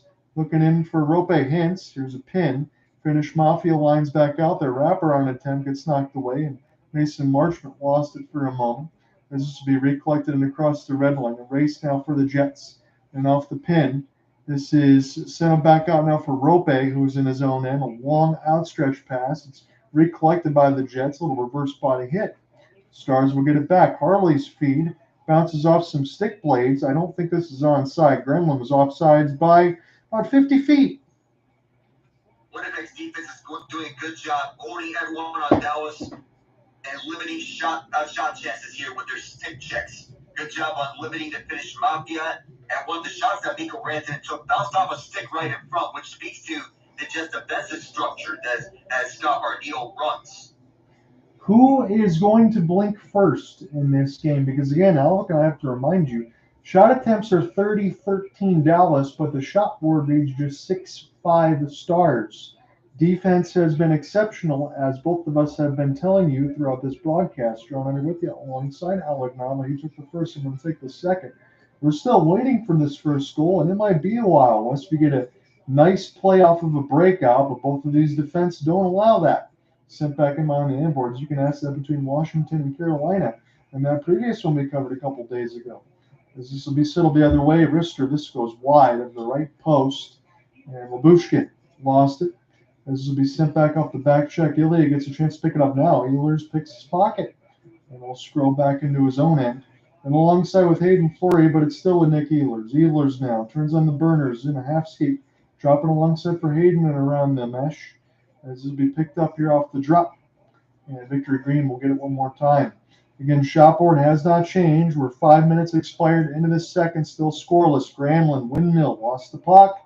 Jets have a break. Ehlers looks behind him, shoots save Andre with the left pad. He wanted to see if there was any trailers behind him, but he had to go. Rister, this one hits the glass, and the penalty hand is in the air. Jets going to the power play as soon as Dallas touches. Scores! It's Scheifele! What a fitting end to this. Onto the late penalty, Mark Scheifele gets the Jets on the board, and the scene here at Dallas is one of pure emotions. What a fitting way for Winnipeg to strike first. It was on the last few chances in which the Jets have put up, and no smiles speak at all. Smiles, Mark. Your dad's proud of you. That was awesome, Alec. What an excellent forecheck pressure there for the Jets. Scheifele gets inside positioning on Petro. No chance for Otter. No chance. Right off the rebound. He puts it in on the 5-hole. And that is the first goal of this game, right off Kyle Connor's own rebound. This is pure elation. That's goosebumps level stuff for me. I can look it on the arms. 26 career playoff goal. First on the road this postseason. And the Jets have drawn first blood. Again, Game 7 would be Monday. We've got a long way to go for that. Big save, Andre, but an even bigger rebound near that left post. If there was a Jet there, that could have been 2-0. It's sent back in on the end. Goal in the last two games, 3 in this series. Number 55 has been a mainstay heavyweight as he usually is. You don't need a writer now. Third line time for Scott Arneal's squad that get to play on the front foot. And let's just say this. If this score line stays the same heading into the third, I know the numbers for Peter DeBoer as we talk about, but I'd be feeling some butterflies. That one just misses for the left side post. Another slap shot. These Jets look invigorated after that goal. Oh, how could you not be? This is sent back around now for Harley and Heiskanen. Miro on to Thomas. Little outstretched pass. It's a good one from 70 feet, but the Jets are there to close it off. Icing here, and how can you not be romantic about hockey? How can you not be romantic about sports, period? This is why sports are the greatest. He deserves that after what happened last night. Yeah, again, you get in those spots. You have to try to tune out some of the thoughts, all the emotions, and everything else that you're dealing with. Table it for 60 minutes or more, and then go back to living your life. Because, again, these guys are not robots. We've profiled that many times. Scheifele played a heavy heart. He played a heavy game, scored out in front of the net. That's fitting. As he's got the first one for his team. And off the drop now for Kyle Connor. All the Jets can be thinking about now is trying to finish this off and get to Monday. Alec and I would be busy on Monday, but we wouldn't mind that because if this goes 7, I don't even know what to tell you which way it would go. As the Jets 4-2 when they score first. Here's a nice pass off the recipient is Kyle Connor. Connor will just shovel it in the corner from Nick Ehlers. Centering feed, try to look for KFC as he's affectionately called in Winnipeg, but that one goes just wide. Sent back in behind the inboards now. Scheifele back out there. Scheifele now, this will bounce off his back skate. This is still loose and behind the net. Excellent work there from Morrissey to bump Seguin off the puck. Working behind the net now for Connor. Connor doing a dance. Here's a setup ball that missed the left side post. That would have been 2-0 again. That one was blistered off the wrist shot, but I think it hit the bar or just missed. Picked up now for Morrissey. Morrissey now off an outstretch. Here's Perfetti off the give and go. Jets try to play this off the bumper. They look really good since scoring this goal, and that's what they needed to see. Again, they've already woken up. Here's an opportunity to race the other way. Roope Hintz was on a half break. Pass doesn't hit in. Mikko Rantanen stutters, shoots toward the left side. This one hits the mesh. Winnipeg is woken up here. This Scheifele goal was the energy and the spark that they did, and all of a sudden they're firing on all cylinders, peppering Jake Ottinger with shots. Ottinger has rarely lost after taking a loss in the postseason, but here, after that goal, Winnipeg has been on cruise control, chance after chance. Nikolai Ehlers and Cole Perfetti have been on one on the second line. And don't count out Władysław Namestnikov, formerly a journeyman in the NHL, but now in Winnipeg he's found a home. And the second line is nothing to scoff at. They are terrorizing Dallas here in this game 6, looking to force a game 7.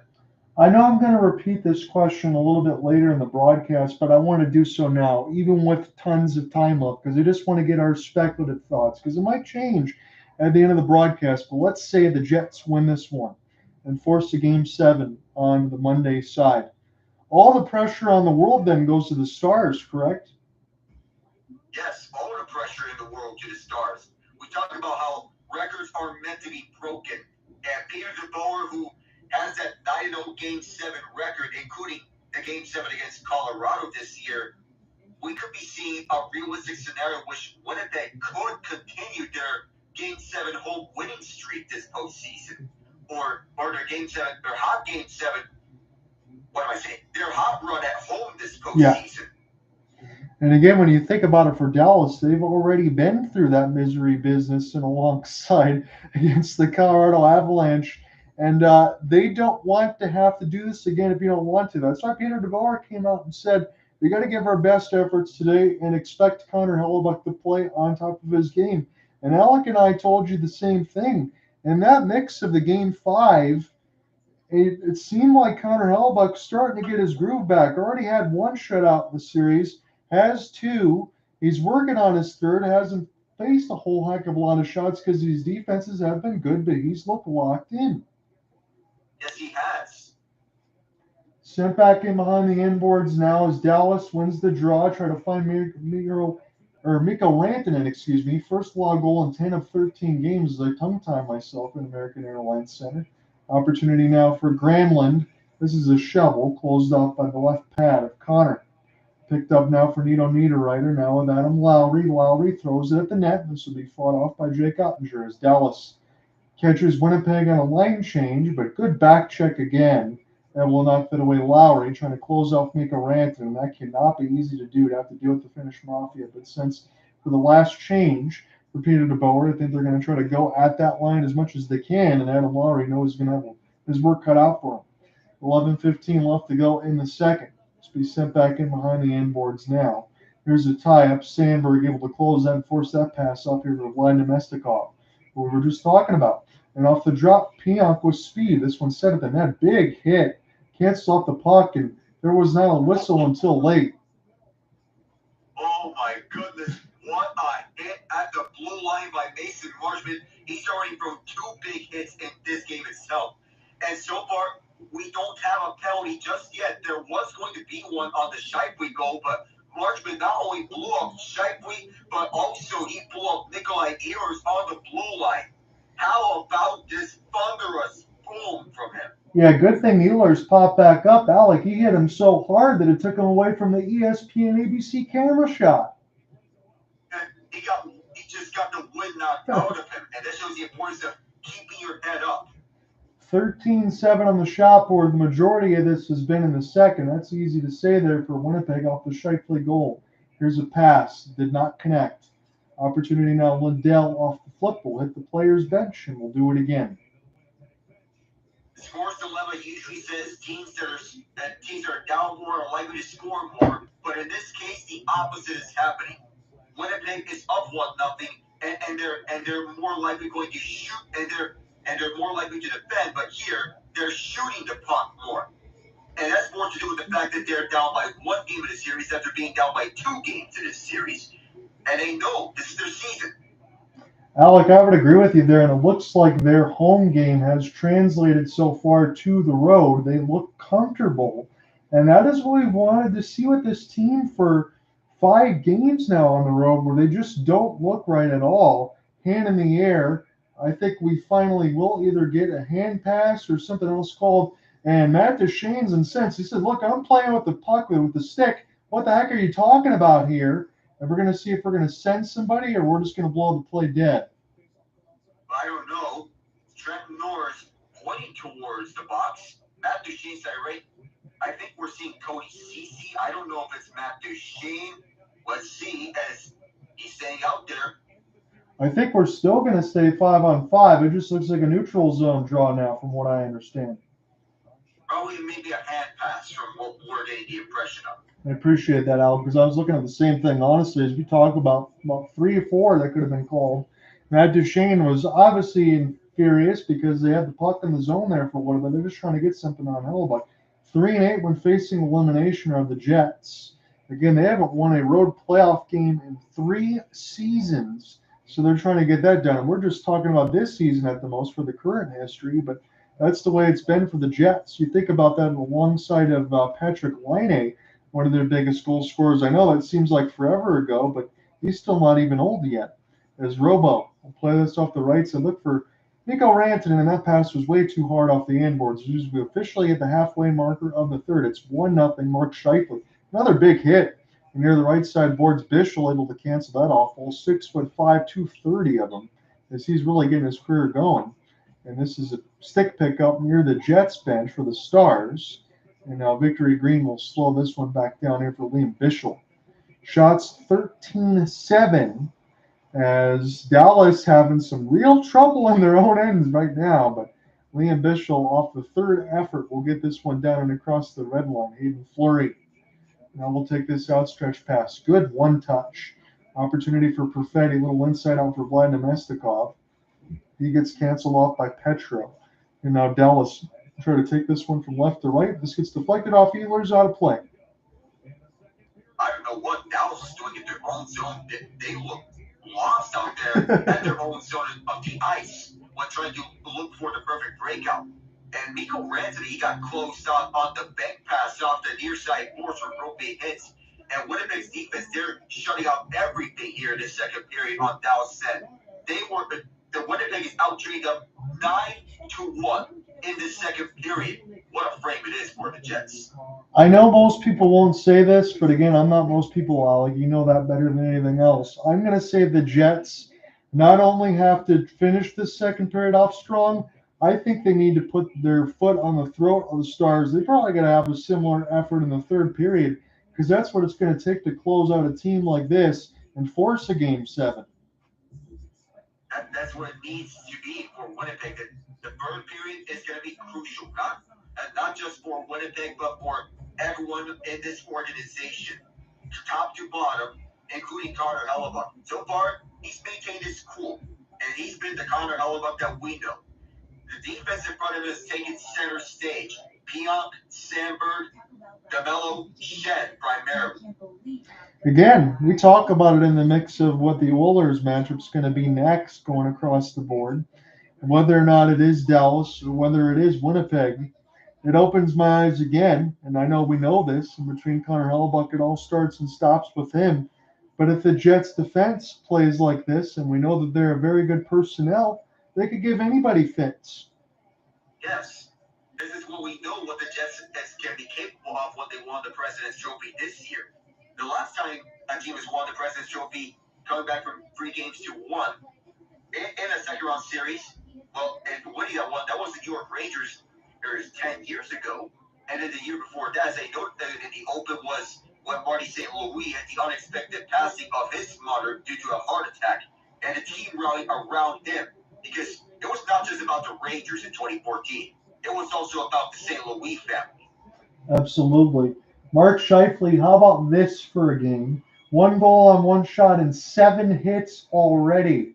Here's a race up the gut off the drop. Good reverse game hit there for the Jets to pry that puck loose. Hayden Fleury now try to get it to Vlad Nemestikov, but it's just too far. Thomas Harley Another one of those big-time defensive players alongside Miro Heiskanen. And again, he's taking center stage even though Miro's come back. Harley with it, rips it right out in front of the net. Rebound! Oh my goodness, what a sniper, fortuitous rebound. And the Stars, they've tied this game. Sam Steele off the bar and inside past Hellebuck as he tried to stop it with his glove head, but it just went too quickly past him right off the bar and down low.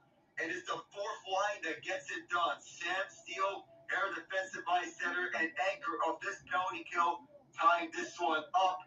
Well, Dallas is saying this as they hold the zone. And off the near side, this one bounced in front. The rebound came all the way out, top right corner, just elevating this just right above Hellebuck's glove. I don't know if this was a screen or not, but it just flies it right above just enough in which he can't catch it.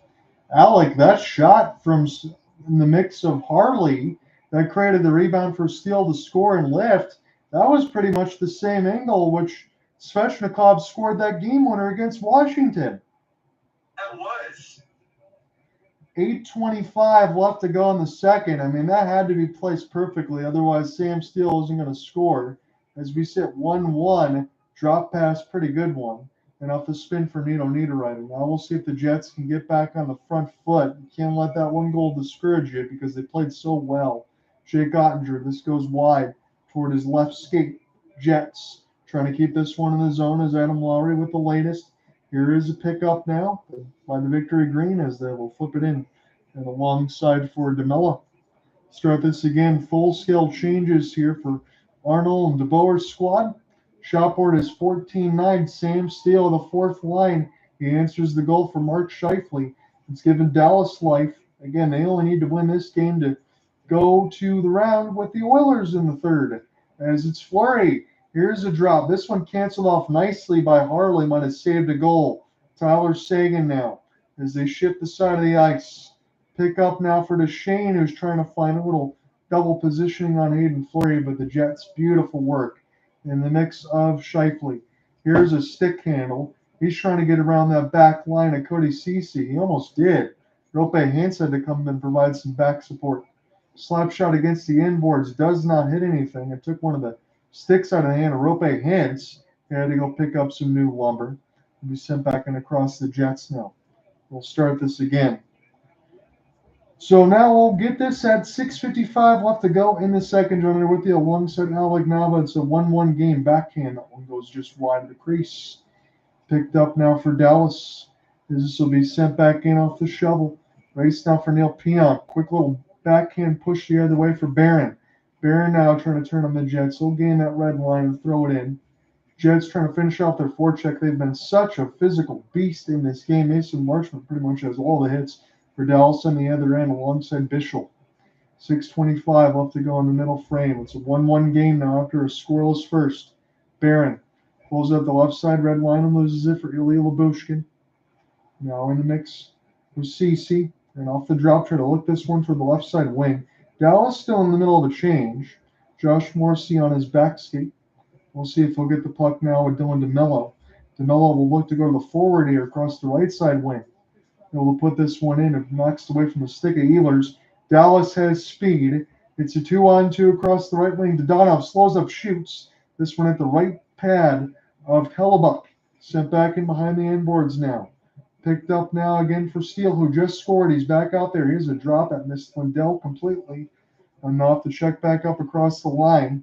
Lindell was trying to be the next one in off the chip and chase. As this is sent back in for Evgeny. He gets taken away from the puck. Now opportunity for Nikolai Ehlers. We'll throw it right in the glove for Jake Ottinger from 60 feet. At one point, you could hear the Otters' better chant here at American Airlines Center.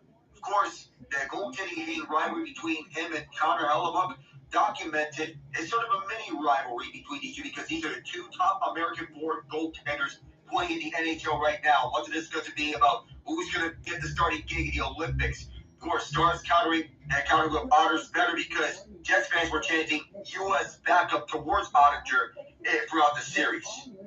That's kind of interesting considering also that Connor Hellebuck is a U.S. man. Of course, Hellebuck from the state of Michigan and Ottinger from the state of Minnesota.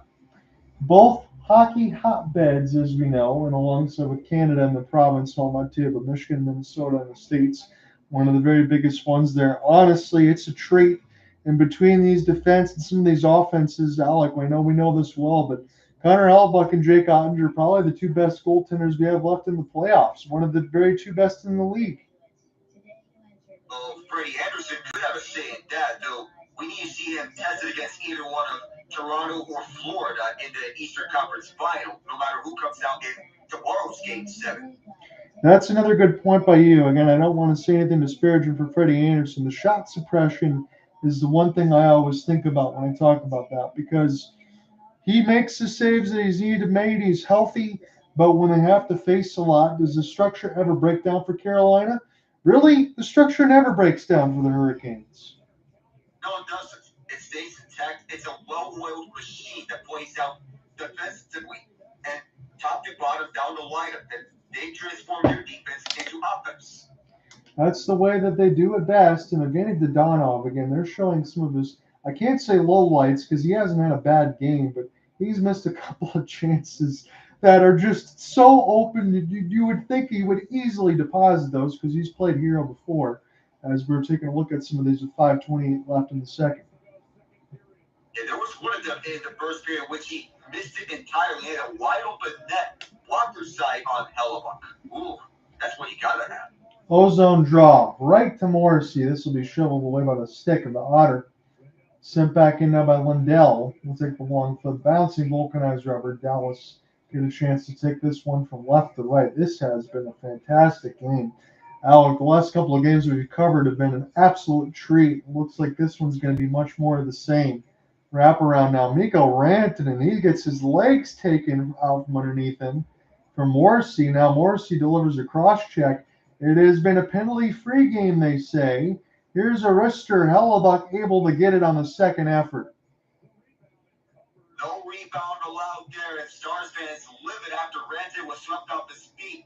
And Morrissey is feeling something on his knee. That is not good. He was injured in Game 7 of the previous round, and if Morrissey's feeling, I think he went onto the bench immediately because he got tangled up right with Rantanen as he and Rantanen went down together. I think he collided awkwardly along with that boards. He's not putting any weight on that leg. It's not looking good. Oh boy, he skated one leg and across the bench. We saw it on the right side boards, and now he needs help getting up to the dressing room. Josh Morrissey's the top D man for the Jets. If they play one down as this goes off sides, that would be horrible news for Winnipeg. It would. But they played all Game 7. They played all but 2 minutes of Game 7 without Morrissey against St. Louis, and they were still able to pull off that Manitoba miracle. They played Game 1 this series without him because of the injury he suffered in that game. But that I get fans are frustrated on why that's not a tripping penalty, but I'm more concerned about Morrissey now than the trip.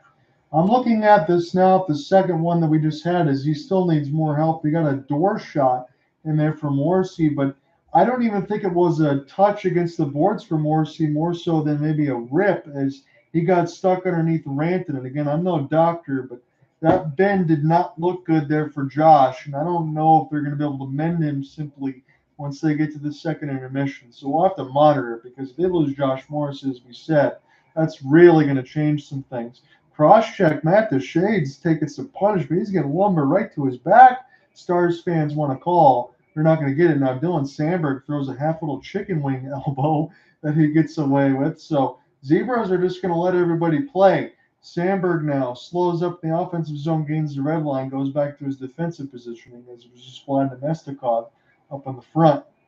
Now, opportunity for Seguin, who gets rocked, taken the other way now. Winnipeg, this is an inside-out move. And they say play on again, a little half deke, and Dallas falls all over themselves. DeMello off the rush. He shoots. Save Ottinger, rebound, none to be had. But this looks like bowling pins. John, I'm wondering about where the penalty is going to come from. As Marchment is having some words for Duchene, but there could have been easily 2 penalties on the play. The Zebras say, just play on, you got, and just play on. And no for a fact that there easily could have been penalties. Adam Lowry cross-checking Matt Duchene from behind. There could have been one, but I feel that there was too light of contact to be had, and I think more egregious was the trip from Duchene on Marchment. That could have easily been a penalty. How I'm wondering how that's not a penalty is wow. Francois St. Laurent and Dan O'Rourke are just letting them go. Yeah, they are. And again, we keep the count. Score at home. Everyone listening in on the X Space, YouTube side, Twitch, or wherever else you're listening in on us, we appreciate it as always. But our counter now is officially 4. That probably could have been called. Technically, we will say this, Alec. There was a hand in the air, but Scheifele scored on his, so that negated anything that we would have had. Basically, it's technically 5, in which we talked about missed penalties and that 4 that were missed. One of them was going to be called, but Scheifele erased that one. So in total, it is 5 in a sense. So we give you a sense here now for another look. Again, tomorrow will be on the air probably about 7:40, 7:45 puck drop, 7:30 is the TV coverage. And we just got word here again about 7:45 will be the same thing on Monday should these two teams need a Game 7. Benn kicked out of the draw. Mikko Rantanen off the off wing, another win by the Jets. DeMello now trying to shovel his backhand across the goal mouth, but that goes wide. This will be sent back down. Rolling vulcanizer over here for the Jets. This will be played and across the red. Opportunity now off the half spin. Dallas try to get some positioning there. Lindell all tied up. Rantanen just waiting for this puck to get open. He recollects it across the left side. Stars can start their offense. Thomas Harley, a little stick shot. We'll get a whistle at 3:03 for an offsides. Someone was way outside. Mikko Rantanen is a little bit frustrated. Games 1 for Freeze averaged 19.26 of ice time per game. In the last 2 is 24.24. And that comes with the 11 forward, 7 defensemen usage. And you're going to get 4 out of your top 4s with having 11 forwards and 7 defensemen on the ice. So there is an advantage or disadvantage of how you put it, because you're exhausting your top 4's score for 11 forwards. Yeah, and at least as we get another one of those offsides that we don't have to talk about in a Jim Hiller situation because Dallas has a lot more depth and Peter DeBoer is going to use it. But to your point, Alec, that's another about 5.5, 6 minutes extra of ice time. And unless you're a superstar, most guys, I know they're well conditioned in the NHL, that's a lot of extra load to have to put on some of these players. It's not easy to do. No, it takes real courage to deploy 11 forwards and 7 defensemen if you're wanting to go that route. And though I think it only should work if you have a superstar on your team. Oh, what a hit. Hayden Fleury got smoked in against the boards. This game has not a lot of level loss between these two. And this looks like a pretty good rivalry developing across the Central. We know that, but the hits have been ridiculous. There's been a lot of them. Play at the net. Hellebuck had to make his first flashy save of the second. It's a rolling puck that bounced in between Hintz and Heiskanen. And then the Jets able to throw it 200 feet on to Ottinger. That negates the icing, allows them to get a change. They're going to have to do so quickly. Hintz now, this one just wide toward the right side, but Ottinger stood tall. I know that one shot from Steele beat him, but I think that was more fortunate than anything else. Seguin now, one-timer. This one kisses the glass. Dallas can't hold it in. 1:55 left to go. And this second runner with the alongside Alec get a chance to send this one back over to Alec at the start of the third as we switch positioning. He's going to get a chance to close this one tomorrow in a Game 7. As this will be a drop. Kyle Connor has all day to shoot. He gets robbed by Jake Ottinger. That is one of the very best on best, and that's what you love to see right in the middle of the slot. It gets tossed away with the left stick. As this gets sent back in the way off the tangle, we still play on. When is our first penalty technically going to be called? Maybe it's going to have to be super egregious at this point. That's the only thing I'm thinking. 17-13 on the shot board. Dallas starting to even that up a little bit. As this is off the half spin, Sam Steele, who's already got one. He's had a strong game, one-timer. This one blocked by the Jets. Out in front, still contested. As this pass bounces off some skateboards. This is going to be too far for Vlad Nemestikov. No way he's going to be able to get to it. Now push the other way. Sam Steele's out of gas. He's on the edge of a shift. He's got to go back. As it's 55 seconds left to go in the second. Right to left, that's what the Jets want to do for the rest of the second before we get a chance to change ends.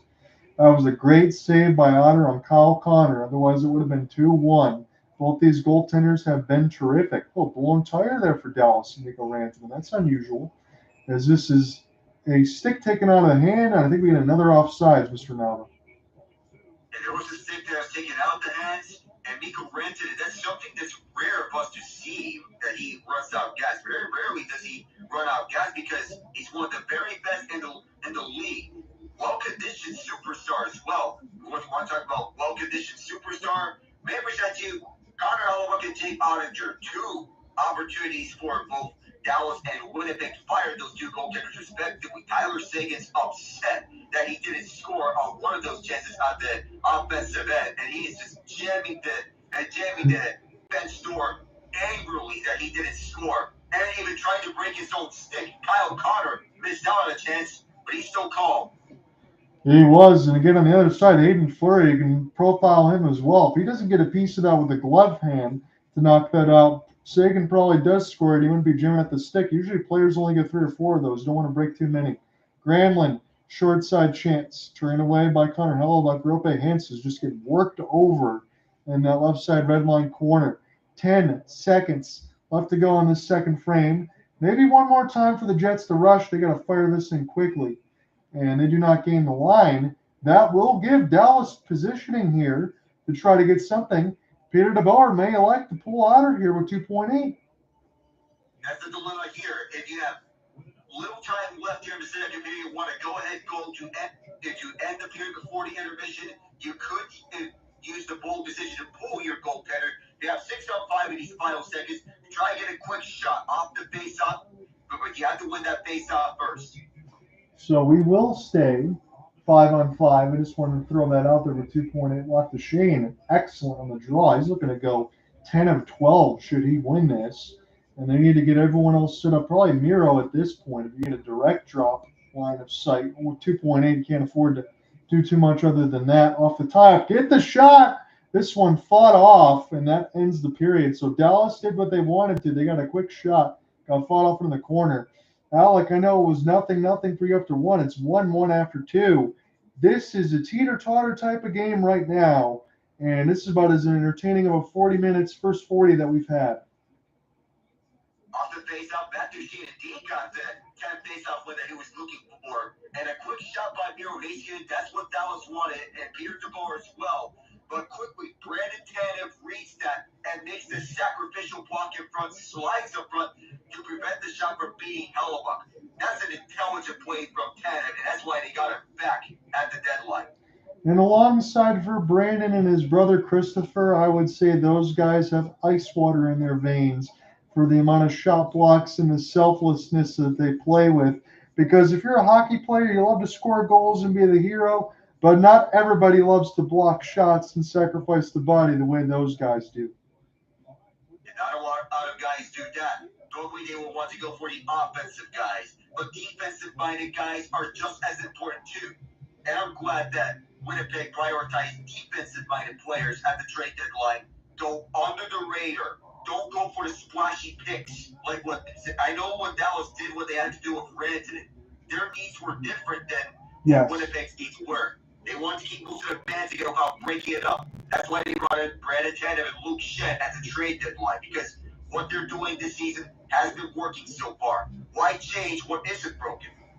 No, you don't need to. Again, there wasn't a lot of retooling to have to do, and for Kevin Shovel-Dayoff and crew on the GM side, I mean, look, they faced a lot of pressure for the Jets. I'm wondering why aren't these guys getting farther along? But as I've said with you, Alec, over the years, the Jets have had a consistently good core now for a long time. It's just about getting a little bit farther. They've got all the other pieces that you would need. They're a good offensive team. They're not incredible, but they're a pretty good offensive team. They're a way better defensive team that they give them credit for. And Connor Hellebuyck probably the best in the business. Yes, as you said it, Connor Hellebuyck is one of the best in the league and between the pipes. And both goaltenders have been sharp for 2 periods between him and Jake Ottinger. We're likely going to see these two competing for the starting spot in the Olympics in 2026. So far, as we read it up, Ottinger is 15 of 16. Hellebuyck is 13 or 14. So far, neither goaltender is giving up an inch. But Winnipeg has been the far more physical team. It's safe to say got that big burst of energy from the Scheifele goal. But a common theme has been brought up about if Dallas, they turned it on by the end of the period. And that was the case again. And it's not just after the Sam Steele goal. We saw this at the end of the first period. And we saw it again at the end of the second period. Hence Arthur Brennan uttering formation, Marchment and leading visual throwing the body around. But if you want to look at physicality, look towards the Jets. They're out hitting the Stars 44-19 after 2. Normally, we can look at stats like that, Alec, and you look at the scorekeepers between home and away. Sometimes those numbers get a little bit inflated. Today is not one of those games. We've seen a combined about 63 hits in between the two. As you mentioned, the Jets have 44. And Alec, in between my eyes and yours, we've seen all 63 of those. This has been a physical, bruising, punishing game. And we thought that we could have gotten a penalty because there were some moments that we thought there should have been a call right there, but they're just letting that play on. But what's more concerning to me about Winnipeg, it's not about the hits. It's about Josh Morrissey. The way that he went down didn't look good. And I have a fair questions if he's even going to return to the bench for the third period. I'm expecting him not to, but if he does come back at some point in this game or even later down the series, that's going to be a miracle. Yeah, it didn't look good. Again, it was more of a, when you had that collision in near the right side board, sometimes you get the knee on knee like you would against a baseball wall. You hit something hard, it hurts. Maybe you get something pulled, you feel it a little bit, it's a bruise. Now, in this case, kind of like it was for Jaden Ivey on the Pistons when you get undercut, that's what it looked like when Mikko Rantanen and Morrissey were going to the wall. And we saw Morrissey's right knee bend. That's what it looked like there. He didn't have any other space to give away, and he couldn't put any support on it, as Alec mentioned. So that's why I'm wondering, we'll see if they can work miracles in that third. I don't think it's going to happen, Alec. And even if the Jets do find a way to win this game, they might not have Morrissey back for Game 7. That might be the same case as they had in the last series against St. Louis. Of course, it's documented about how bad St. Louis was defending the 6-on-5. But Morrissey knows that this injury it does not look good. We're hoping that the injury is not as bad as the injury looks, but miracles can happen. Yeah, we'll see when it ends up happening, because Nick Paul, several years ago when I thought he was done, and the Lightning ended up losing the Avalanche in 2022. He came back from a knee injury and ended up playing. It looked like the bionic man. I normally wouldn't give a lot of baseball scores in considering, but there isn't any NBA games going on today. I do want to mention this selfishly across the AL Central. Tigers couldn't get any offense going. They lose 2-1 to the Blue Jays, as there was a pinch hit finish off in the mix of Ernie Clement. But you look at it on the side for Cleveland, Tigers stay where they are, about 3.5, but that's not what I want to hit. Right now, it looks like the Minnesota Twins are going to improve on their win streak. And when we look at the standings right now, they will gain a game and go to 3.5. They will actually leapfrog the Guardians because they're about to win their 13th game in a row. That's unbelievable. And the Minnesota Twins, I know most of those wins have come against the Baltimore Orioles in their winning streak. That's 6 wins for them against the Orioles. And now they're on their way to getting another win over the Milwaukee Brewers. They swept the San Francisco Giants in their series, won their last 2 against the Boston Red Sox, and now another win over the Brewers. How in the world is this still happening here for the Twins? We thought that they were going to be left for dead after what happened, but they're on a roll. Ryan Jeffers 4-5 at the plate in this game against Milwaukee. Ever against a Brewers team that loves to bring in pitchers that overachieve. Mind you, they've been doing this on Carlos Correa. Yeah, it's really hard to imagine. Again, the Twins, I don't want to say this lightly, but the Twins are putting a run on that the Tigers were able to do in August and September. Again, it's only May 17th, but let's keep that in mind. But how have they been able to do this? Largely at home. They're 15-6. Again, they're on the road today. That would be just their 11th win. 11-14 on the road, but 15-6 at Target Field, as they'll only be 3.5 back Again, if it wasn't for the Tigers being 30-16, Minnesota would be in first place. And other scores, you just want to hit those really quickly, and then we can bounce back wherever you want to. But in the mix, Diamondbacks are up 10-6 on the Rockies. Rockies did win a game previous, so they're 7-37. Hopefully they can get to 10 wins before they get to 50 losses, but they're 2-21 on the road. I don't even know how that's possible. The Dodgers and Angels. Dodgers have the second best record. It's a 3-3 game against the Angels. And then some finals here for you. Cardinals win 1-0 against the Royals. Rangers win 5-1 against the Astros. Rangers are gaining some ground on the Mariners that have been losing some games. Mariners have the late game. It's a 1-1 in San Diego at Petco. It's been a seesaw here. And the AL West, I don't know who's going to win it because that's been a bag of that's been a hot potato on the division. We can never count the Astros out until the fat lady sings. Because whenever they're right in the mix, you think they're going to start slow, but they're going to speed up at the right time and then make sure that they're back into the AL West conversation. I don't know what the Mariners' plan is, but who knows?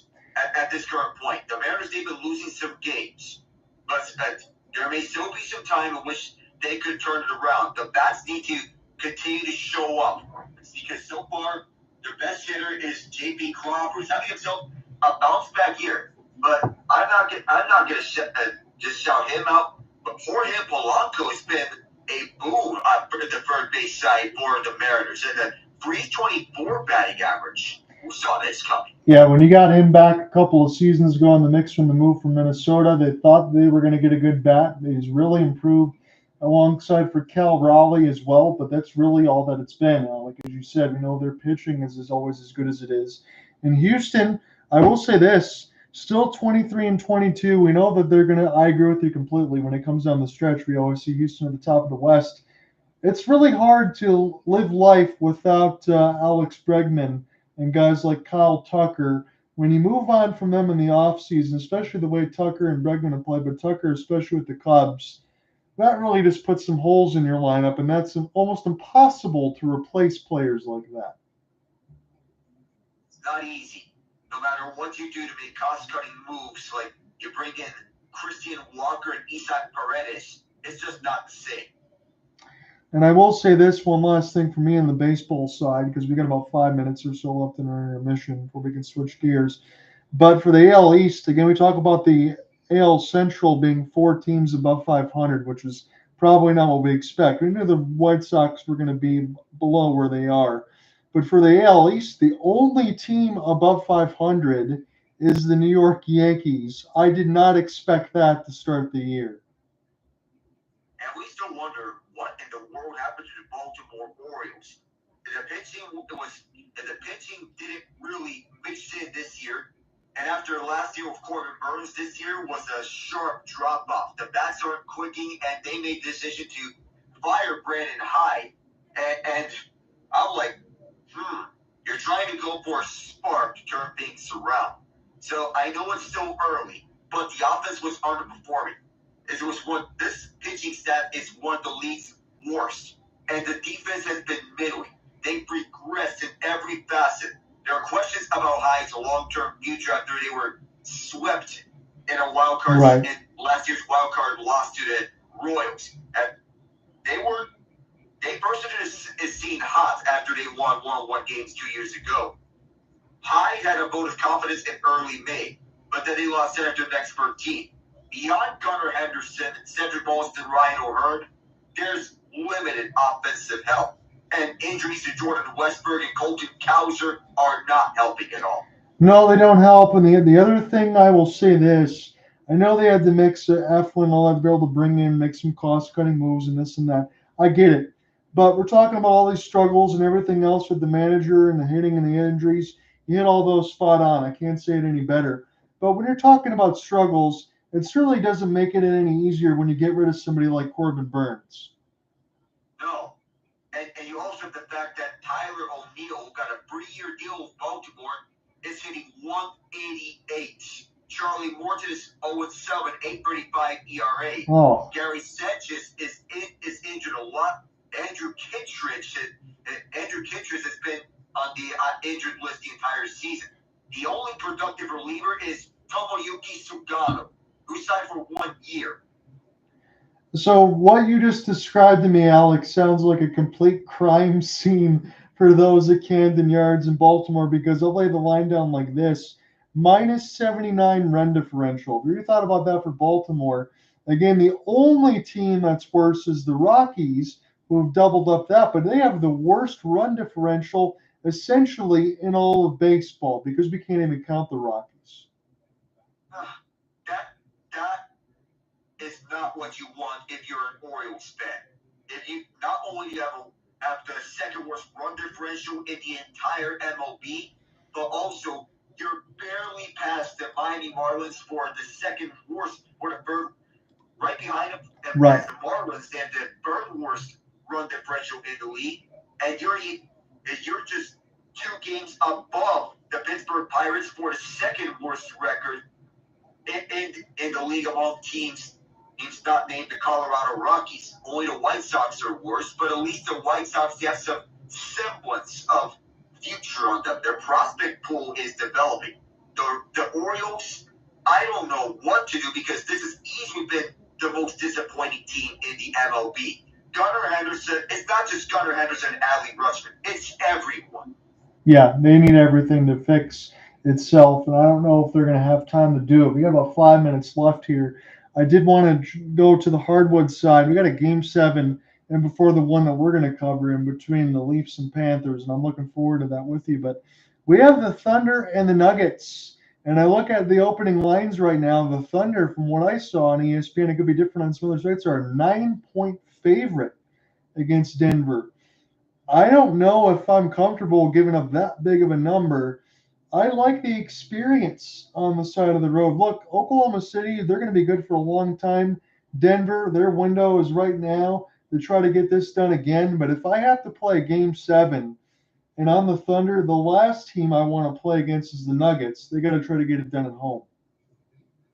Yeah, you love Denver's experience, which is why I'm saying a 9-point spread and here, that's disrespectful to the Nuggets. I love that the Nuggets are an experienced team that can give the Thunder fits.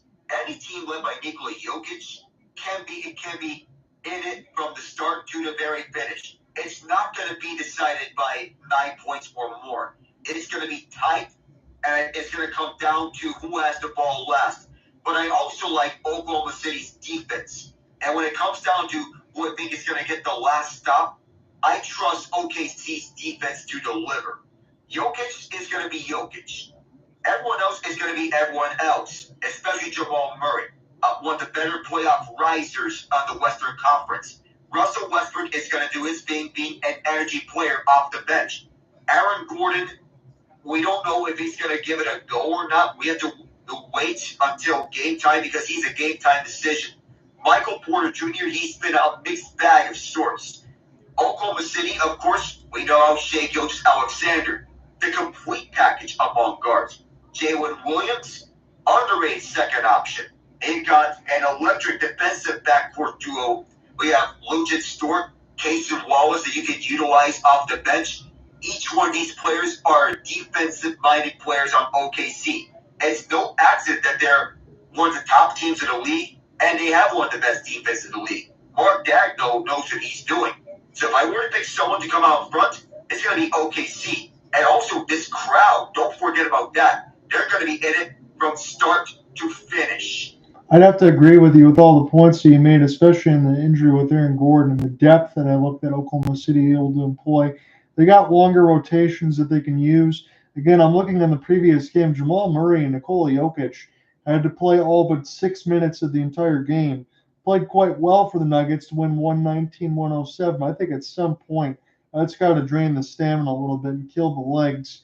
Give me Oklahoma City as well on the road, in which they were 32-8 during the regular season. Winner's going to get the T-Wolves, and I do think the T-Wolves are game for this, but if the Thunder do advance, I'm going to take them to go to the finals, as I think everybody in the world was going to anyway. I think if OKC wins, I'm taking them to beat Minnesota. If Denver wins, I'm taking Minnesota. it's going to be interesting to see if Minnesota can step up and find a way to the finals. Because I know the Knicks did, regardless of the injury to Jason Tatum, they had to fight through the Pistons. I didn't think the Knicks were going to get this far. That Pacers series, good luck with that. That's going to be fun. Some Knicks Pacers rivalries. I like the Pacers. I think that they can get to the finals. Yeah. I'm going to agree with you. I'm taking the Pacers as well to beat the Knicks in a 7-game series. But now we're getting back.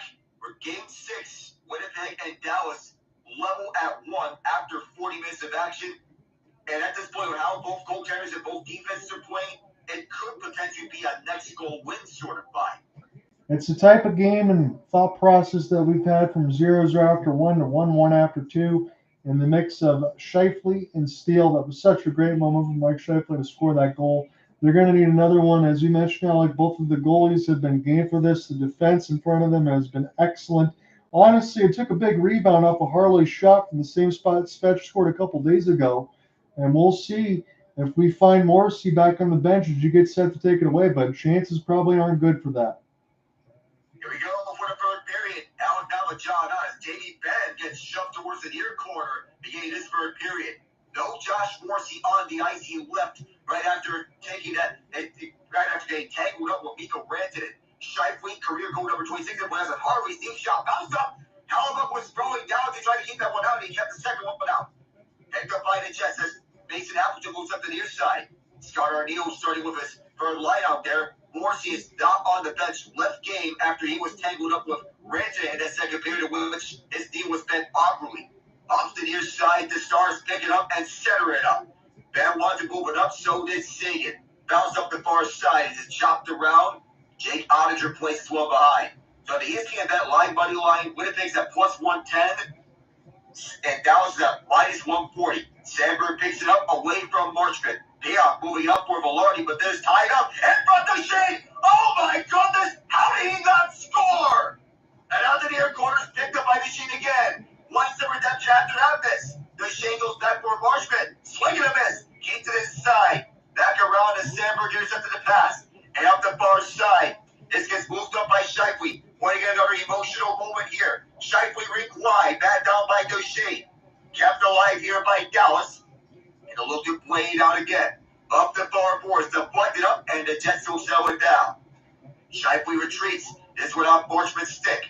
DeMello up the near wall. And this will go back for Hellebuck. On the near side, Fleury came out to the swat. Was played by DeMello. Chopped away out to the near side by the non-off. The non-off shot went well wide. Held in by Heiskanen at the right point. Fleury tied up his man. Center up front. The Jets will pick it up and they'll move it out. Off the right side, follow. Winnipeg will send this down to the near corner, where Heiskanen will restart with this. We do not have a power play to speak of between either side, but there were several close calls on the penalty side of things. Up the middle, it is Sam Steele the goal scorer. Steele, Benn on his shot. We'll get it back. We'll get a second chance here. Steele shot. Bounced off the body. It'll be collected by follow at the near side. follow will look to break out. This bounced off a Jet, and it will be iced. We got to get another look at this once they show this on the ESPN side. Shot from Wyatt Johnston. Perfect feed. Duchene right out front. What a robbery for Hellebuck as he got the left pad out to deny the lift. How, and we're still in disbelief, how in the world did Hellebuck get that one? Full extension just right by him. Based off one by the Stars, looking to take the lead here at the offensive zone. Harley finds Grelin. Grelin waits. Cross-ice pass, sticked away by Ehlers. Harley gloves the pass down, wants to get back to Heiskanen. Trying to spin out Neil Pionk. Harley will retreat back. Pass is blocked up, and this will go back for center. Harley will restart, moves up through center. Drops out for Grelin. Grelin wants to move around. Grelin, tight shot. Never made it all the way through. He'll exit out through center, where Harley will pick it up again. Heiskanen. He'll crisscross and move inside for Grelin. Same place. Roope hits, forced back deep. Hits, shoved towards the wall. Winnipeg will move it up through the far side. This one goes past everyone. And Ottinger plays this one behind his crease. And getting shoved towards the wall with Mitchell. Mark dive takedown. Up the far side, Dallas has been the aggressor here to start off this period. But here's a takeaway here by the Jets. Cole Perfetti wants to center. Gets pinned towards the near side boards. Dallas wants to take it away, but can't. Here's Barron, who sends it out towards the point, and a shot. Never made its way towards the net.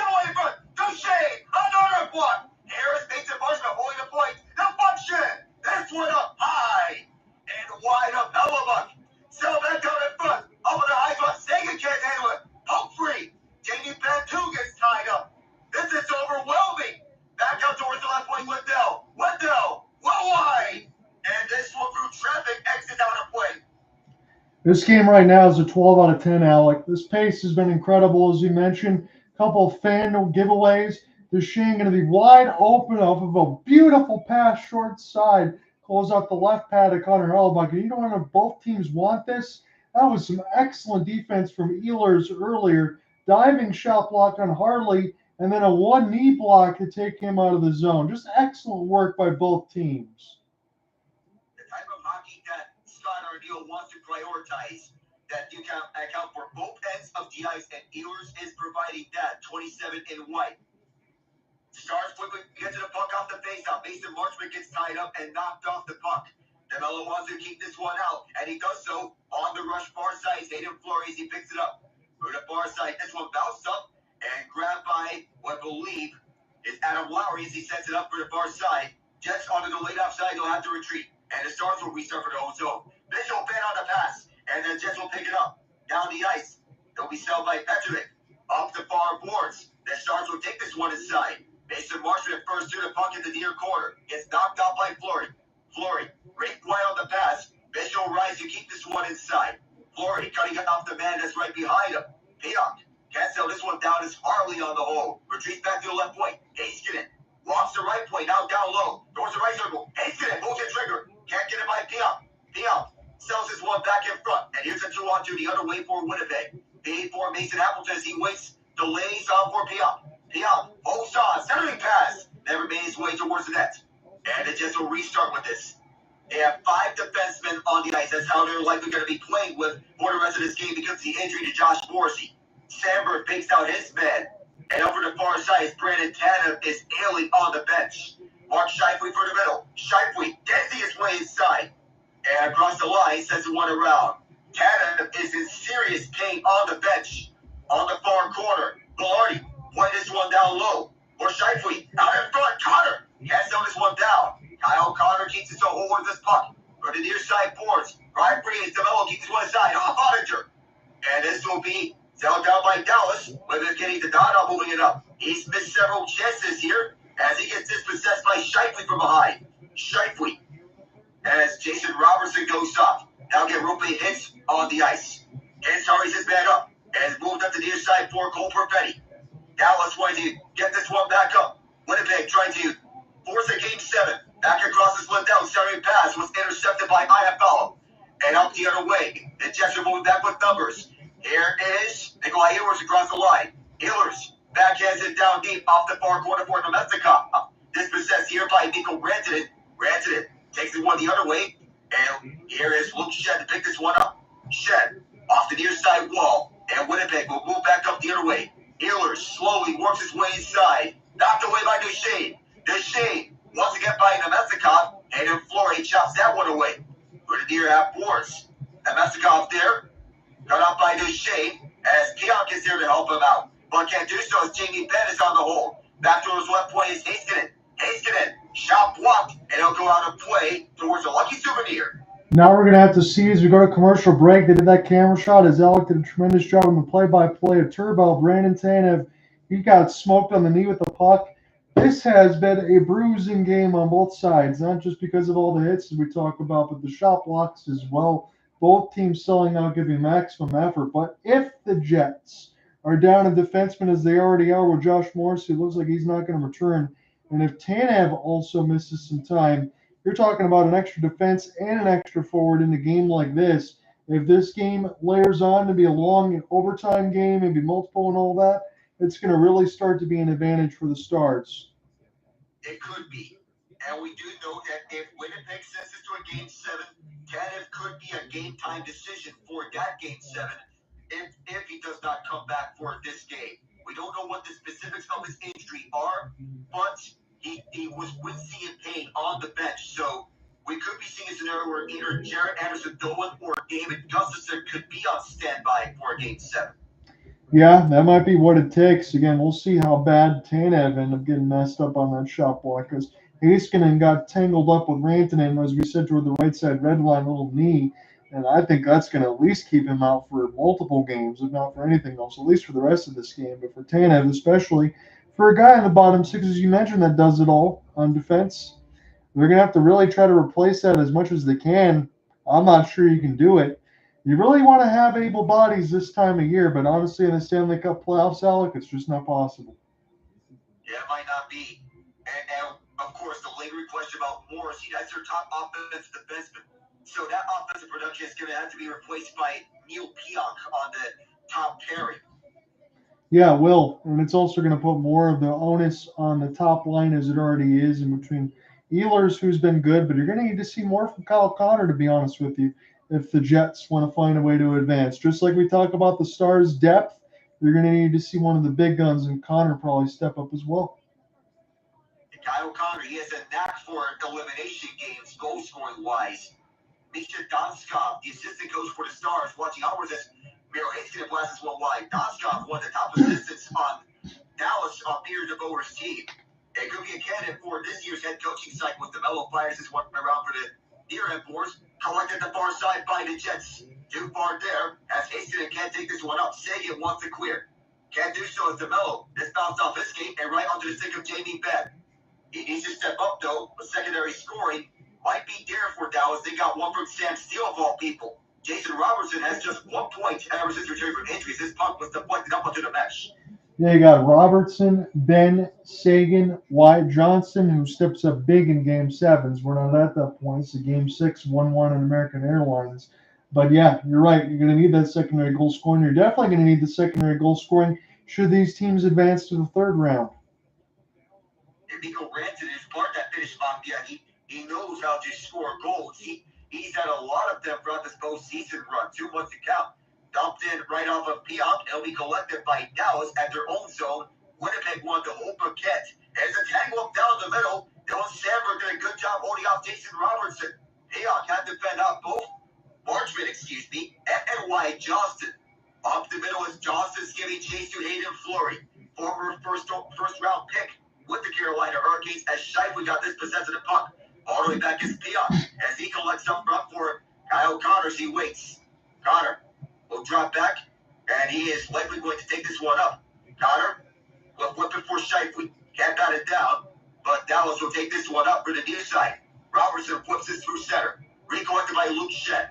Shed through the right side. Almost copped it up. Scheifele moves it up through the right side. Scheifele breaks by the defense. Scheifele that's turned away by Oettinger. The line got a piece of it. Scheifele's on the hold. Delivers it back. Here is Hayden Fleury with a long pass. Oettinger slows it up.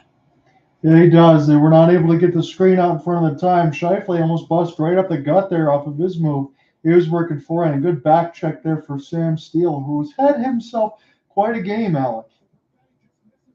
Yeah, defensively and offensively, he's been everywhere on the ice here. Not only does he have the goal, but he's been active on the back check as he forced Scheifele wide and forced him to miss the shot. Just toward that right side post. Oettinger was sliding the wrong way. He could have curled that in. Morgan Barron to take the face off. You have Cole Perfetti out there on the wing as Tyler Seguin. He takes this one. Heiskanen will start up for Benn. Jamie Benn flips it all the way down. And away from Matt Duchene, this is played towards the far side. Turn it over as Winnipeg will walk back in with this and shoot this one around. Heiskanen picks it up away from Perfetti. Spin around pass doesn't work. And Dallas will move this one up through the middle. Heiskanen splits the fence. Heiskanen through the middle. Gets stymied by Fleury right out in front. This never made its way to Hellebuck. For the near half boards. This one played out through center as it's settled down by Ilya Lavushkin. As he'll restart with this puck in his own zone, getting ready to turn this back over to John in about a few seconds. Heiskanen has 2 assists in 3 games played. He missed the last 42 with that knee-on-knee collision with Mark Stone in a regular season game against the Vegas Golden Knights. Set up for the far side to just take this back across. The shot goes wide. It's played behind Oettinger for Heiskanen as they're trying to break out here. And this will be settled back down by the Jets as they're playing away from Winnipeg. And Thomas Harley will take it up. John, take it away. So you got about 10:05 left to go in the third. Again, I might get 20 minutes depending on if this goes to OT, and then we'll close it out between the segments so both of us can close. It's a 1-1 game. Shot board is 20-17. Again, Svech played the hero a couple of days ago. Will we get a similar goal like that? As this one is just stuck into the left side red line. Roope Hintz, he's trying to pry it loose. Dallas does finally get it there. Granlund off the spin and turn. He gets all tied up behind the net. Victory Grin has the puck. Here's the wrister through the traffic. This one will hit the Jets out in front before it ever hits Hellebuck and go all the way back down the ice. Here's a rolling puck. 9:30 left to go in the third. John Hunter with you alongside Alec Nava. This is a scintillating Game 6 at American Airlines Center. Dallas does have a 3-2 series lead. Jets need to win a game on the road for the first time in 3 years to extend their season. Here's a pass that goes too far for Mason Appleton off the board. Schenn, as this had to elude the referee, that had to go duck for dear life. Picked up now toward the right side red line. Back to D. Here's one more touch pass from Schenn, as this will be looped in the high slot. Sent back in behind the inboards now. Good cutoff there for Thomas Harley. Trying to get some help there alongside Wyatt Johnston, but this puck is staying in the zone with the Jets. Schenn can't find a lane. He's got to go back around for the loop again. Does Mason Appleton. Back at the point, that pass hits too hard. Takes everybody by surprise. Start again with Schenn now across the left side blue line. Good move. Kyle Connor, one more touch pass. Oh my goodness! It hit the post, and Andre was nowhere in the net. As we get a whistle. How in the world is Winnipeg not score there? 1-2, but that's 2 passes in which they were going at this. I am in absolute shock. How did Winnipeg not score to go ahead goal as Mason Appleton moves up and seems that it hit the post? Well, no, it doesn't. Jake Ottinger with the save of the game. Are you kidding? You drove from left to right and kept that one out. Oh my goodness! He stopped it with the body and the pads. I was so sure Alec had to hit the post because there is no conceivable way a goaltender should make that save.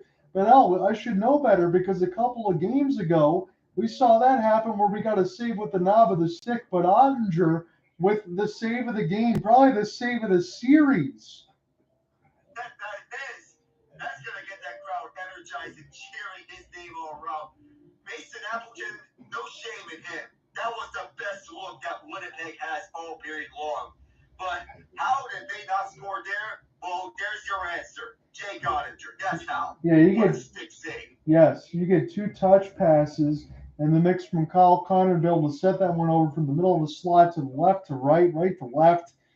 That is exactly what you want to do. The main line is to get the goaltender moving, make him guess, have to make a desperation save. But as you said, Jake Ottinger is just that good, and he keeps this game tied at 1. Again, if not for Jake Ottinger, if not for Connor Hellebuck, if not for some of the defense, but more along the line these goaltenders, this game would definitely not be 1-1. This could be a 2-1 game had it not been for that save. And these goaltenders have been fantastic. Giving you the shot board here through this point in time for 3 periods. Ottinger is 20 of 21, Hellebuck 14 of 15. He wasn't tested a lot in this third period, but he got 1 save out of that sequence. Goaltending has been the story of tonight. Yeah, because Matt Duchene, for Connor Hellebuck's credit, got absolutely robbed the stretch of the left pad.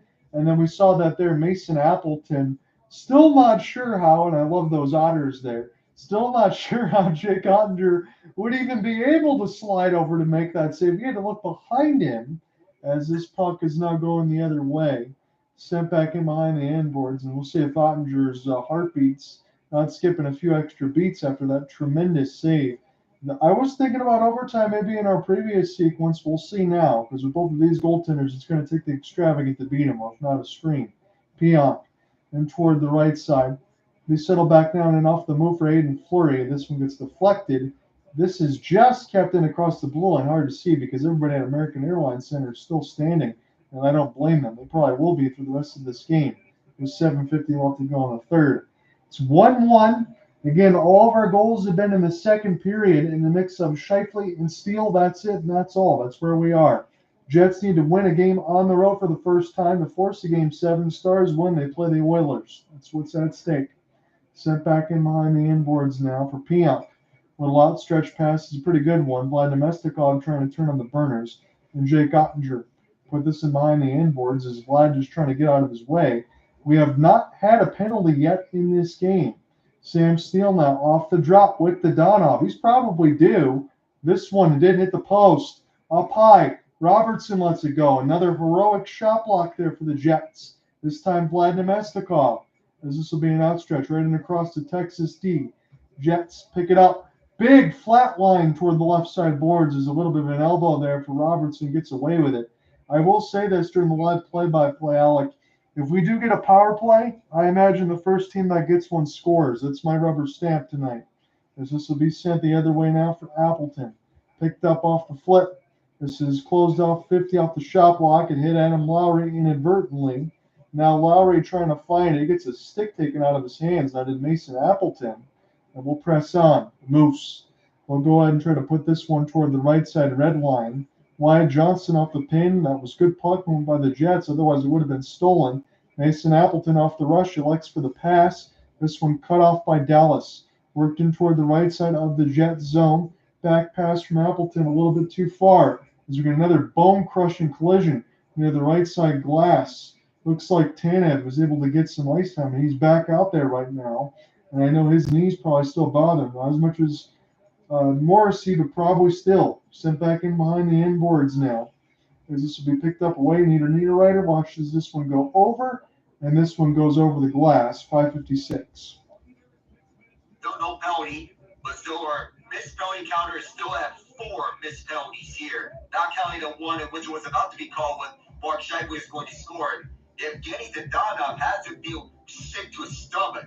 He's missed 2 chances in the first period, and he's hit a goal post here on a C-guy shot from the near half boards that rang off the top of the post and off the crossbar.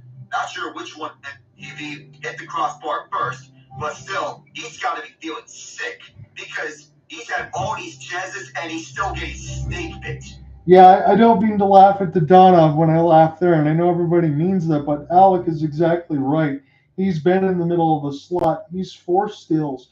Hell, he shot that from the left side point almost and kissed the left crossbar when there was no space to shoot there, and he still almost thread the needle through, which I don't know how he did as we go to break. But yeah, you're right. Definitely say that he's due. And at some point, I won't blame anyone if they choose to pick the Donov as the overtime hero.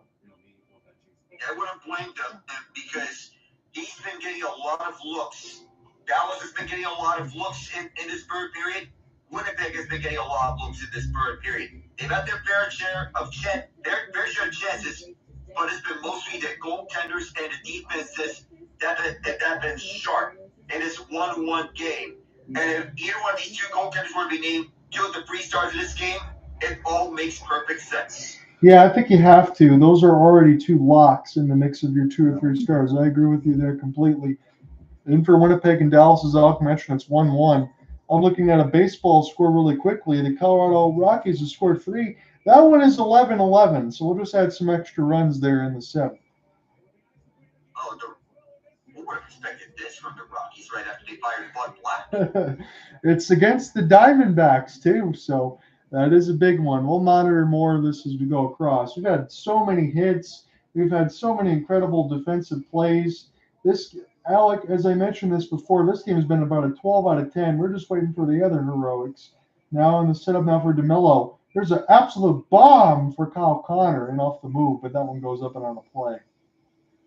That almost looked like Austin Matthews going game 6 against Tampa 2 years ago, in which he kept his legs moving, set himself up for the one-timer at the top of the right circle, and made himself available. Got himself into open space on the feed towards the right side. It worked for a moment, but the Stars defense gave him almost nothing in front. 5 goals this postseason for Scheifele, 39 in the regular, second most of his career. Scheifele getting a chance to do battle here with Granlund on the draw. This one off the tie-up. Who's it going to go to? Bounces off some sticks and legs. And here emerges Granlund. We'll try to flub this one ahead. And offsides are the Stars by a mile. That wasn't even close. Granlund thought that his teammate was ahead and got his foot onto the line. And his teammate anticipated that he was going to dump it as soon as he entered the zone. But that wasn't the case. It's a miscommunication between the 2 teammates. We are about 3.5 minutes away from the Svechnikov hero play from a couple of nights ago. Alec, do you think we see that again? I'm not sure. With these 2 goaltenders playing lights out, it's going to come down to who blinks first I think that this may be an overtime sort of game. That's what I said a couple of nights ago, but I will double down with you now. I do think we will get that. And it's going to take something special. Again, a screen, an extravagant play. It's going to have to be something dirty or something special to score against these guys. They've been at the top of their game. Just Scheifele and Steele, all to tell you about in the second. 5:20 left to go in this third. Jets, 3-on-2. Off the rush. I follow. And he missed the net. If he was going to get his LA Kings above there, but he missed the net. That one went above the net and behind, and now Heiskanen now off the rush. He's got speed. He goes short side. This one closed up by Hellebuck. It's centered dangerously across the blue paint at Duchene. Off the drop, here's Benn from the point. That one is wide. That's Lindell now for the former Colorado Avalanche, Matt Duchene. Again, that was a buyout for Jim Nill. He's been so special since he's been a Stars uniform. Mason Marchment off the pin. Strong body stays with it now. Duchene. I'll play a back pass. This one is stick to side. Somebody's without a stick. That's one of the Jets. Here's a long wrister. Good block. Winnipeg so excellent on that end. Getting it across the red line. Might as well take some changes for both squads, as this will be sent back in around for Cody Ceci. 4:25 left to go in the third. Next goal wins territory. That's where we are. As it's a 1-1 game, 22-16 on the shot board. Winnipeg's got that advantage. You're trying to go left to right. And the road whites in the mix of the blue striping, Dallas in the victory green with the black pants, as this will go the other way. Dallas able to check out because Winnipeg was off sides. That's the Lindell's pass. And alongside was Ceci, spinning around the glass. Haven't had a stoppage in a while, or as much of an icing, no penalties. This has been a fast-paced game. It's been excellent on all facets. Nice backhand move for Barron of all people. That one was forced into play at the goal mouth, but then his rebound attempt went wide. Goes back in now for Winnipeg. Now for an opportunity for DeMello. Long outstretched pass from 50. Good hand-eye coordination for Lowry. Lowry off the spin and turn. He's going to have to force a pin, try to keep this puck alive. And now Victory Green will try to get this one from right to left. 3:20 left to go in the third. Here's a race and off the drop now for Robo. Just lurking behind the inboards. There's still an inverted stick toward the right side. Backhanded save there by Hellebuck right at the post. Sam Steele line back out there again, making havoc happen. This is a rolling puck off a one-on-one. Started again here for Winnipeg.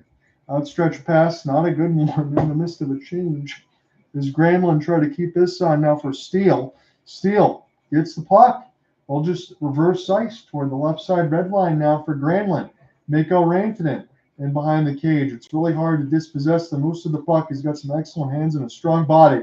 Beautiful spin pivot. Rantanen now looks for a seam pass for Miro. That one way too hard. Miro plays off the backboards. Rantanen wide open. He shoots. This one blocked. Dallas at the line. Where is it? Hellebuck looks behind him. It stays out. There was a massive humanity of Jets. It's not out though. Heiskanen now in above the line. Take a breath. Oh, what did we just witness? Miro Heiskanen and Mikko Rantanen chances to get the go-ahead goal in the third period and prove to both of us wrong in terms of, this game's going to overtime. No, well, the game is still alive thanks to Connor Hellebuck. And out the net front, this puck bounces over Vladislav Nemestikov as he was trying to get towards the net and cash this one in. Heiskanen turned away blocker side by Hellebuck. And Hellebuck, he was fighting through several screens towards the front and kicks out a puck from Michael Granlund's shot. This is insanity, John. Yeah, he was down and out. There's a rifle of a shot that goes behind the net. That was a backhanded grab for Granlund. If he could have shot that one effort, he might have scored. That gave enough for Hellebuck to slide over in a full snow angel sprawl. As this goes the other way, 2:05 left to go in the third. These goaltenders have been terrific. They're way past their A+ game at this point.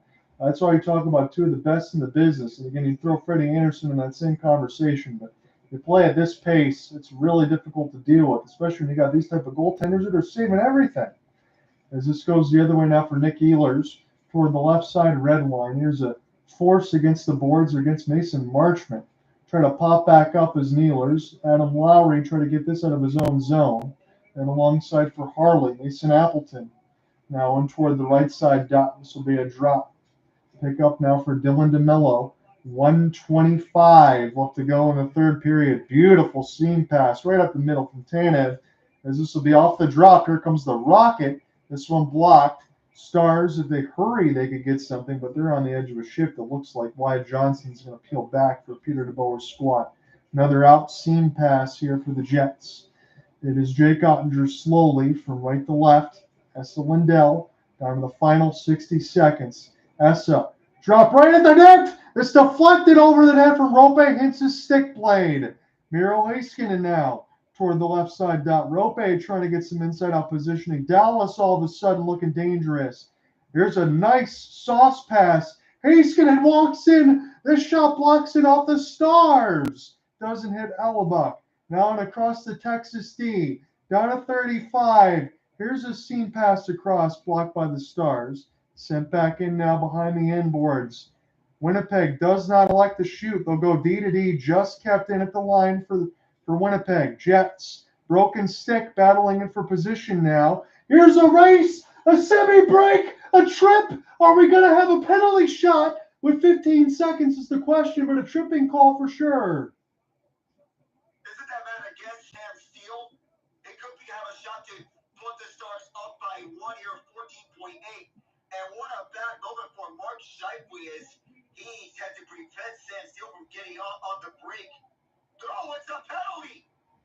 It's just the standard trip that we got here right now. Scheifele going to go to the box. He did get positioning there on Steele. I think Steele, honestly, Alec, if he had another stride, he would have gotten a penalty shot.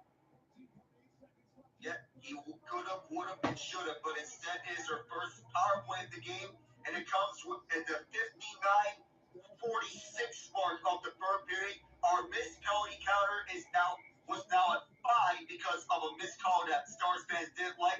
But finally, the patience pays up, and the team that's leading the postseason in power play goals has a chance to ice this series here.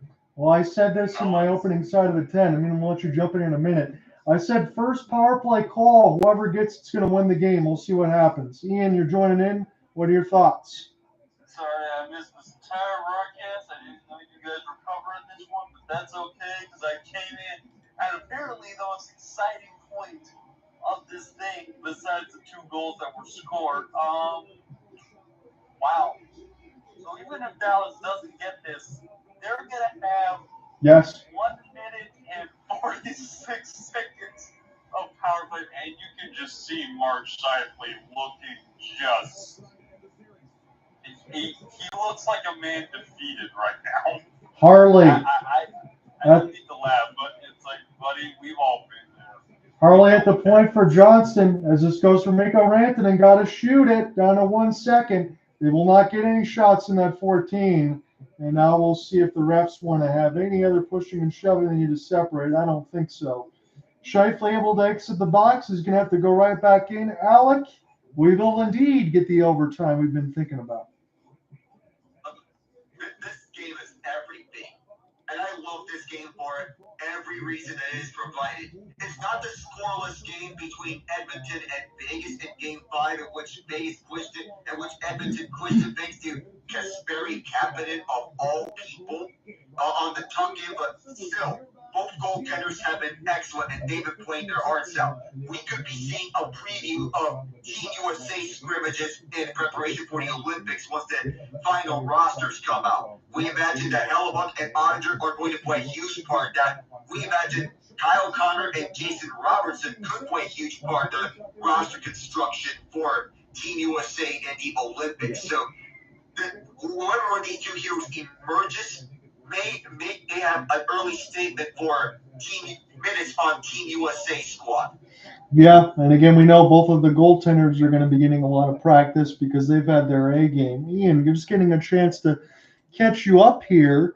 Again, just the only goals in the second period to tell you about him. Scheifele, who had a really good chance out in front of the net, split the 5-hole off the rebound for Ottinger and deposit.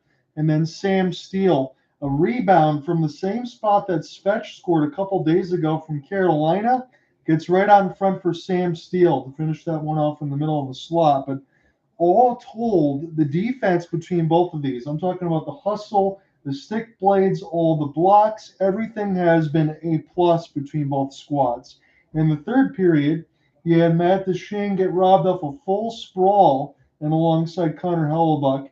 And then Jake Ottinger, off a chance from the slot from Connor, sends it all the way across for Mason Appleton, going from the slot from left to right.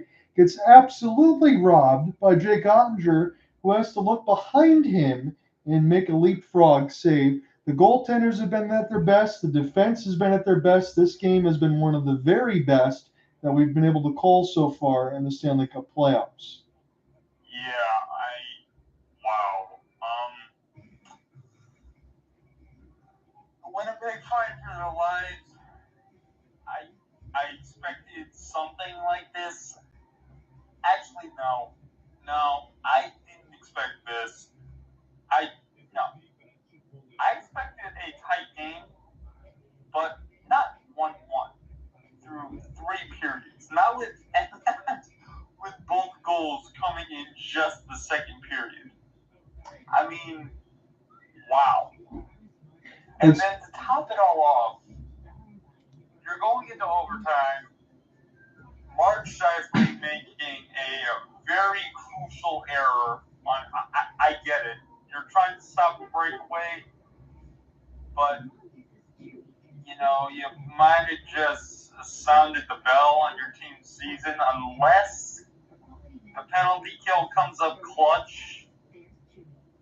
But again, and yeah, I mean, wow.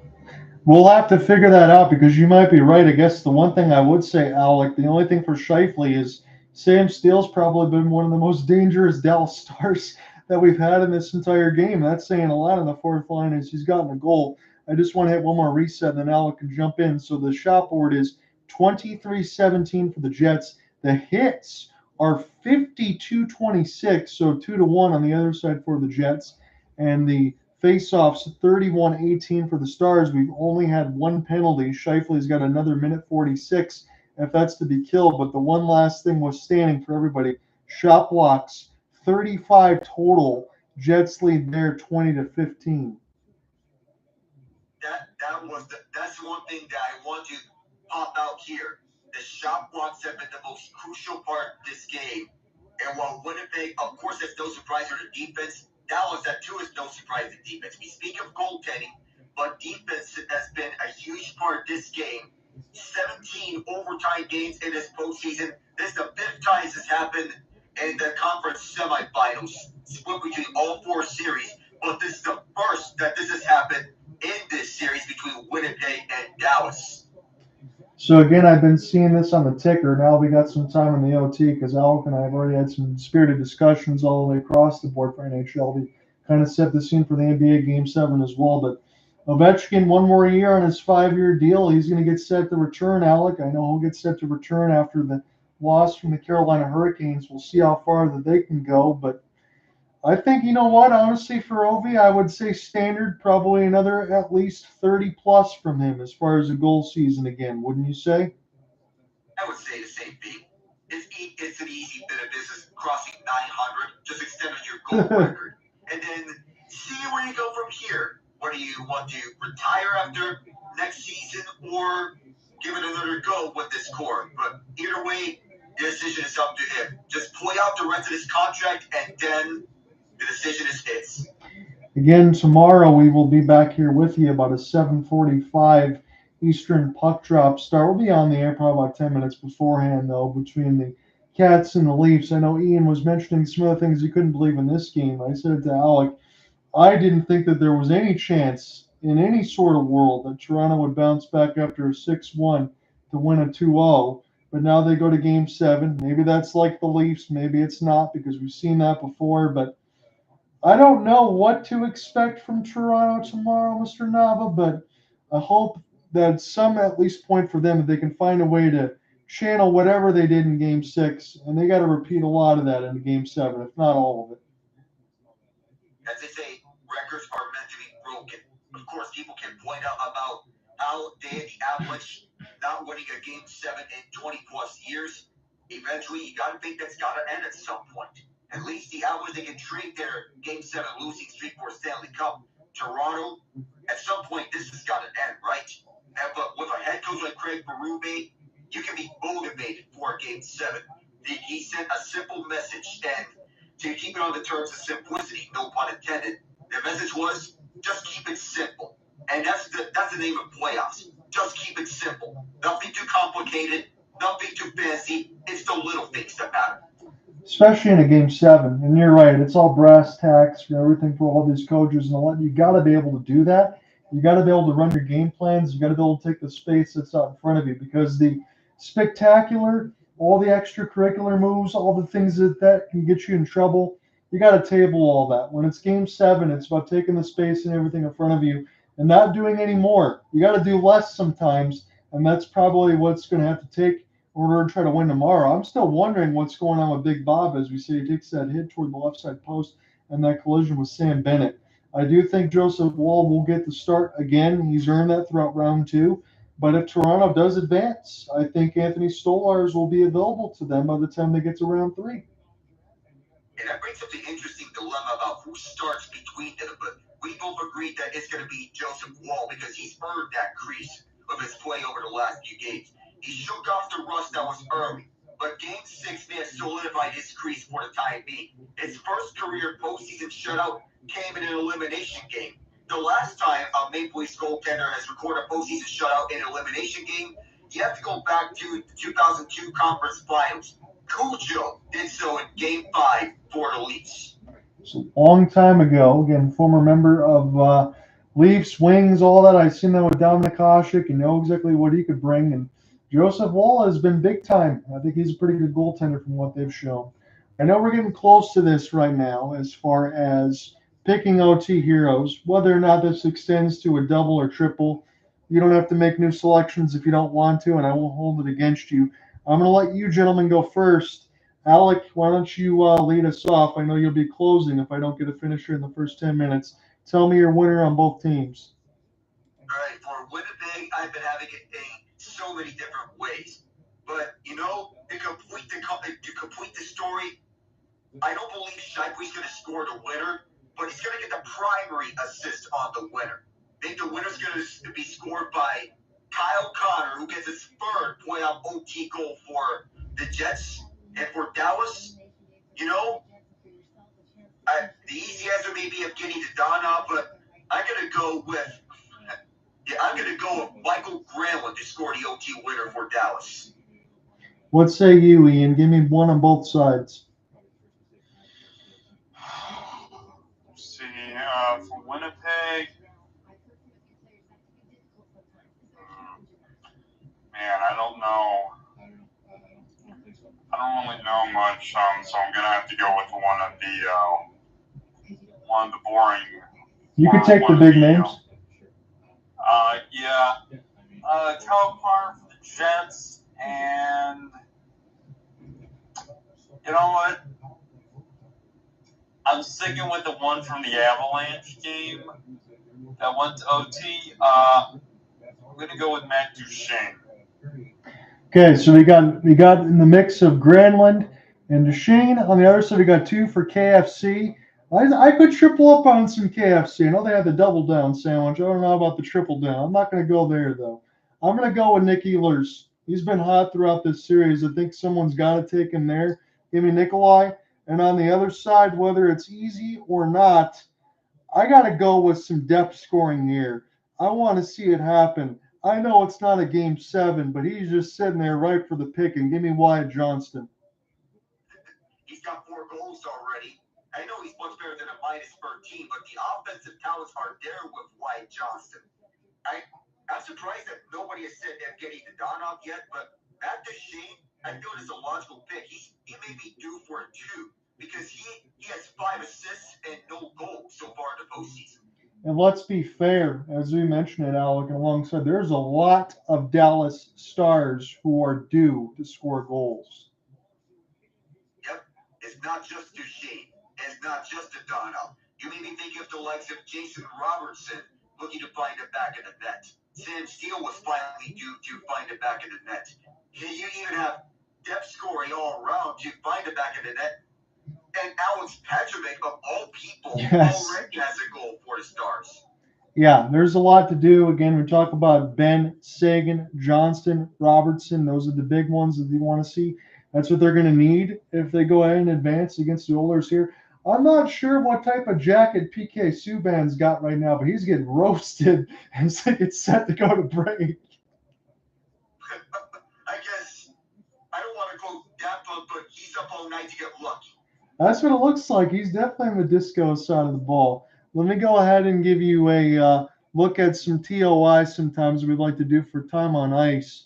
Again, it's going to be a lot more for Winnipeg. Excuse me, I have to pick up the slack because Josh Morrissey has not played since that knee collision there alongside Mikko Rantanen toward the right side. Look where they got that Benn back. He's going to be stuck at 14:56. Right now, the leading edge time is Neil Pionk at 23:45. And Dylan DeMello at 23:39. That's got the biggest edge time for the back end. On the other side, Thomas Harley, Alec, that comes at no surprise. He's leading all Dallas defensemen with a staggering 24:41. That's going to continue to improve. The biggest on ice time for forwards for Dallas, 23:08 for the Moose. And in the mix for the Jets, pretty good balance here. But I got 20 minutes on the other side to lead forwards here for Kyle Connor, about 20-25. That's no surprise for both superstar forwards, Kyle Connor and Mikko Rantanen. And Rantanen, of course, he's getting put on every line as Peter DeBoer trusts him as an all-situations forward on offense. First line, out there. Second line, out there. It may be the boon of having into the play 11 forwards and 7 defensemen, but when you have that situation, you're giving the priority to your top players, and that includes Rantanen, who's played on the top 3-4 lines so far. He's played next to Grayland and Hintz. He's played next to Wyatt Johnston. He's played next to Jamie Benn at times. So we don't have a ton of time left, about a minute 55, but we do have one of those numbers shot out that Alec and I mentioned, but I really want to punch this back home, especially for Ian, who's got the pick for Matt Duchene. Matt Duchene's had one of the best performances that I've ever seen in the circle right now. He's 14 of 16 on the draw by himself. That is impressive for him as he was inserted onto the faceoff die. He's their primary faceoff man on the second line. 14 of 16, that's no joke. And if you want to get a clear faceoff win, your second line's your go-to line if you're the Dallas Stars. And that's what you're thinking of, especially with a minute 36 on the power play as we're going to get set to start this OT. We got our winners all squared away, and that's going to be able to start with puck possession, in which the Stars have been a very, very good face-off team. Really the second best face-off team in the playoffs, and besides for Toronto, that was number 1. I'm looking on this other side of the scoreline here to see if the Rockies can get a win before we get to the end of our OT. They currently lead 13-11 against the Diamondbacks in the 8th. That doesn't seem real at all. And the Rockies are up on the Diamondbacks on the 8th inning, right after they had one of the worst starts ever known to man. And they're coming back on them in one of the high-scoring games of the MLB season. It's just 2 months in. Absolutely. Well, we all know they're going to choke in the end and get another loss. Next. If you score that many runs, I certainly hope they don't, because I never root for that, but you're probably right. That would be so backbreaking. We're going to get settled this for about another 25 seconds as we look into Jake Ottinger. Yep, as both goaltenders are readying up. They were locked in all throughout throughout the regulation periods. But now in the overtime period, it comes down to who points first. And Dallas has a minute 46 of carryover power play time from the first power play of this game. So I'm going to take this first half should we need it, and then Alec will close, and we'll continue to switch off into the bullpen here, see what we get. This is Dallas's best chance right now as they got power play time and a fresh sheet of ice. Winnipeg's got to kill this in order to extend their season to Game 7 and try to win it. If not, they're done, and Dallas is going to play the Oilers. That's what's at stake. Wyatt Johnston, it's the first power play of the game, and it comes in OT. Duchene, near the right side, he'll take a back pass. It's wide open. Miro Heiskanen, high slot. Mikko Rantanen. Now it goes to Miro. Matt Duchene to the left side. High slot Heiskanen. Rip it with a Rantanen bomb on a 1-T. That was a heck of a save for Hellebuck. Way to hit him in the mask. That was at 83 miles an hour.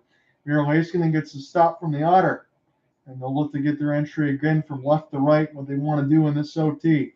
Sudden death, that's where we are. We were waiting for OT, and we got it. Picked up now from Anthony. Duchene hits, oh my goodness! He fanned on a wide open chance toward the right side. You don't ever see him miss a chance like that. It's like the net was moving on him. Roope toward the right side goes all the way down. The Jets will get a self-clear because Dallas missed a pass. Picked up now from Miro Heiskanen. 25 seconds left to go on the power play. I said the first one to give him would score. I'm 20 seconds away from being wrong. Wouldn't be the first time. Sent back in behind the inboards. This is saved by the stick shaft to Hellebuck.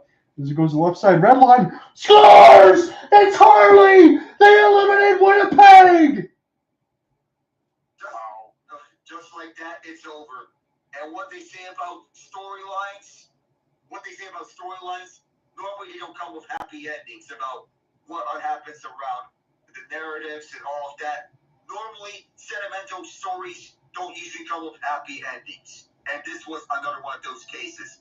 Dallas with an overtime win, and Mark Scheifele is just hanging his head low. He's had it tough over these last few days. Man, that's got to hurt for him because we don't know what happens if he doesn't take that penalty. What happens if San Steele gets a penalty shot? We don't know about hypotheticals, but that one-timer was a rocket from the top of the slot. What a pass from Tyler Seguin to Thomas Harley to roof that one past Connor Hellebuck. And all of the narratives. And we have ourselves a rematch of last year's Western Conference Final. Buckle up, everyone. Yes, we do, Alec. Again, I'm not going to point any fingers on Scheifele because he's the one that scored the first goal to give them a chance. I will say this for the Jets, a man down or not with Scheifele, that's a blown assignment. He's all alone in the middle of the slot to tee that one up. But you know what? It's ironic how it ends. The first goal scored by the Blues against the Jets was a puck high off the shoulder of Connor Hellebuck. And Winnipeg's season ends with a goal scored from a puck high off the shoulder of Hellebuck. I got to tell you, as we're getting this look right now, even I was getting misty eyes. And this is classy here for Jimmy Benn. Even on the side for Scheifele, when it got ugly the other way, Alec, it's a full embrace from Scheifele and Benn there as he was embracing his teammates after. And that it's very, very, very classy from the Dallas Stars. It is. This is not your normal handshake. Like, it's not handshake. It's just handshake and hugs and embraces right afterwards because of what Scheifele has been through these last 24 hours. It's an unexpected turn of events. I feel Scheifele's pain right now. Yeah, and you know what? The Star, guys, how can you not love hockey? You could kick the ever-loving crap out of your opponent on the ice for the entire game, but as soon as things get serious, you realize it's just a game. Life is still real. Yes.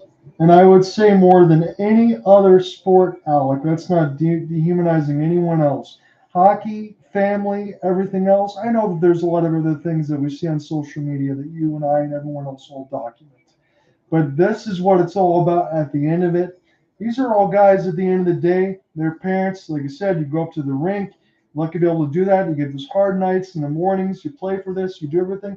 This is what embodies everything in the handshake line. To be able to do this for Scheifele and alongside his team, to be able to score a game, to be able to score a goal in this game, to play in such a critical moment. Winnipeg, I know they went winless on the road again. It's going to be 3 years in which we talk about it. This was the best road game they played. It was. And it's such a shame that it had to end like this. On a bomb, on a missed assignment at the front.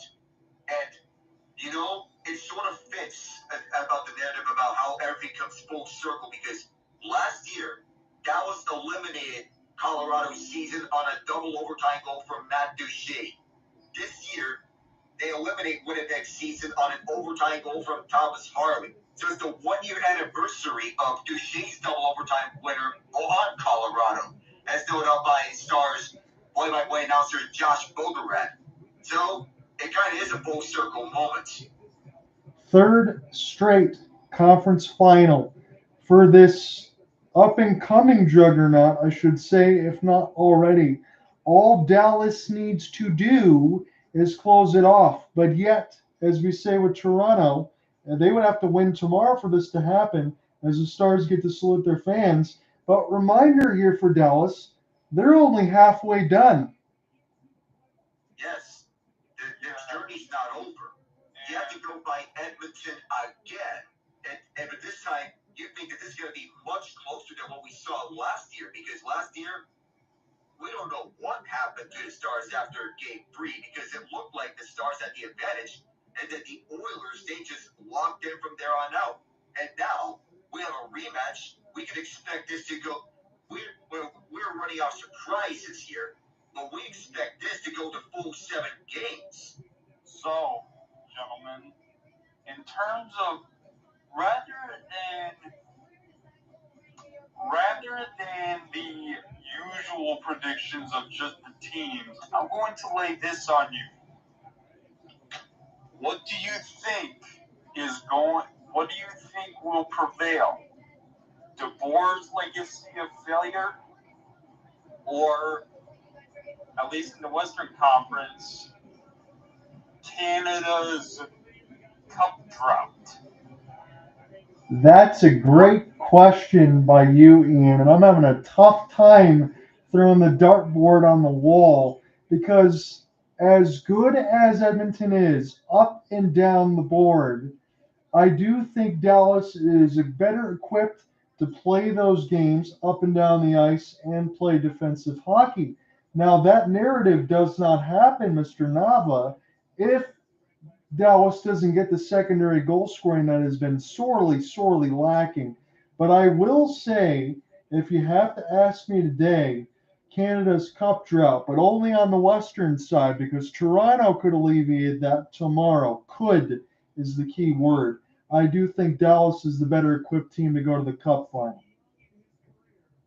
I know we said this last year between these two, of Dallas and Edmonton, but still, I think Dallas and Edmonton, again, of course, there are no more surprises at this stage of the Stanley Cup playoffs. In this rematch, they know the Oilers, they have pieces, they have the pieces again to give the Stars a scare, and we can expect this to go to full 7 games in that regard.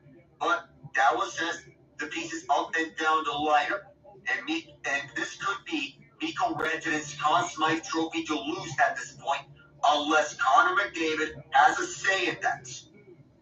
I will say this to your point, Alec. Alongside that secondary goal scoring for Dallas, in that series that Edmonton was just able to win, they did not have goal scoring explosions from McDavid or Draisaitl. So they're probably due as well. So that should be a lot of fun in a few days. Look back to Game 6 of last year, which McDavid scored perhaps the best goal of the entire playoffs. There's just no stopping that. So I will see you gentlemen back tomorrow. Make sure you get a good night's rest, because I imagine Toronto's going to play much better than they did in Game 5. If they play the same way from Game 5 and Game 7, our broadcast is going to get a heck of a lot more hilarious, maybe downright scary on some of the things that we might say. So I'm hoping the best for Toronto, because we know the Cats are going to bring their best. Absolutely. But you know what?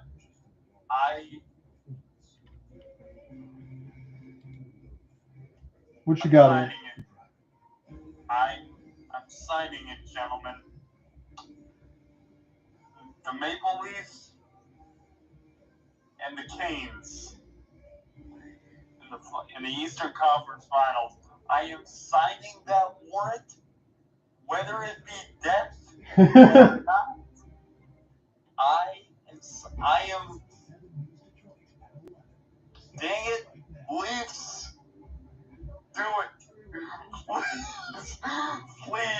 Please do it because the laughter that will be had will be prolonged and genuinely.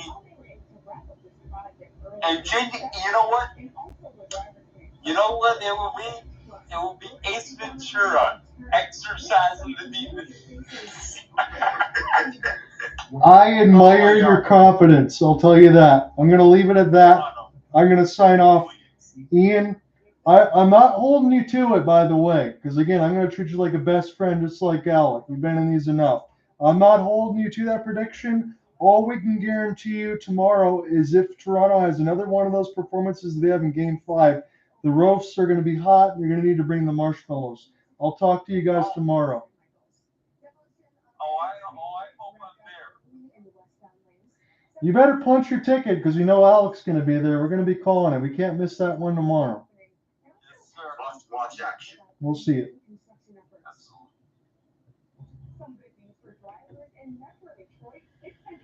Well, Dallas finishes the job in OT. Scheifele scores the goal to open it in the mix of Sam Steele. Thomas Harley is the game winner, and the Dallas Stars win this one 2-1. They will play the Edmonton Oilers. I will see you guys as soon as tomorrow when the Leafs and Panthers play in their Game 7. You don't want to miss that. We'll be on the air probably about 7:40 Eastern. Stay tuned. You guys have a good one. Peace.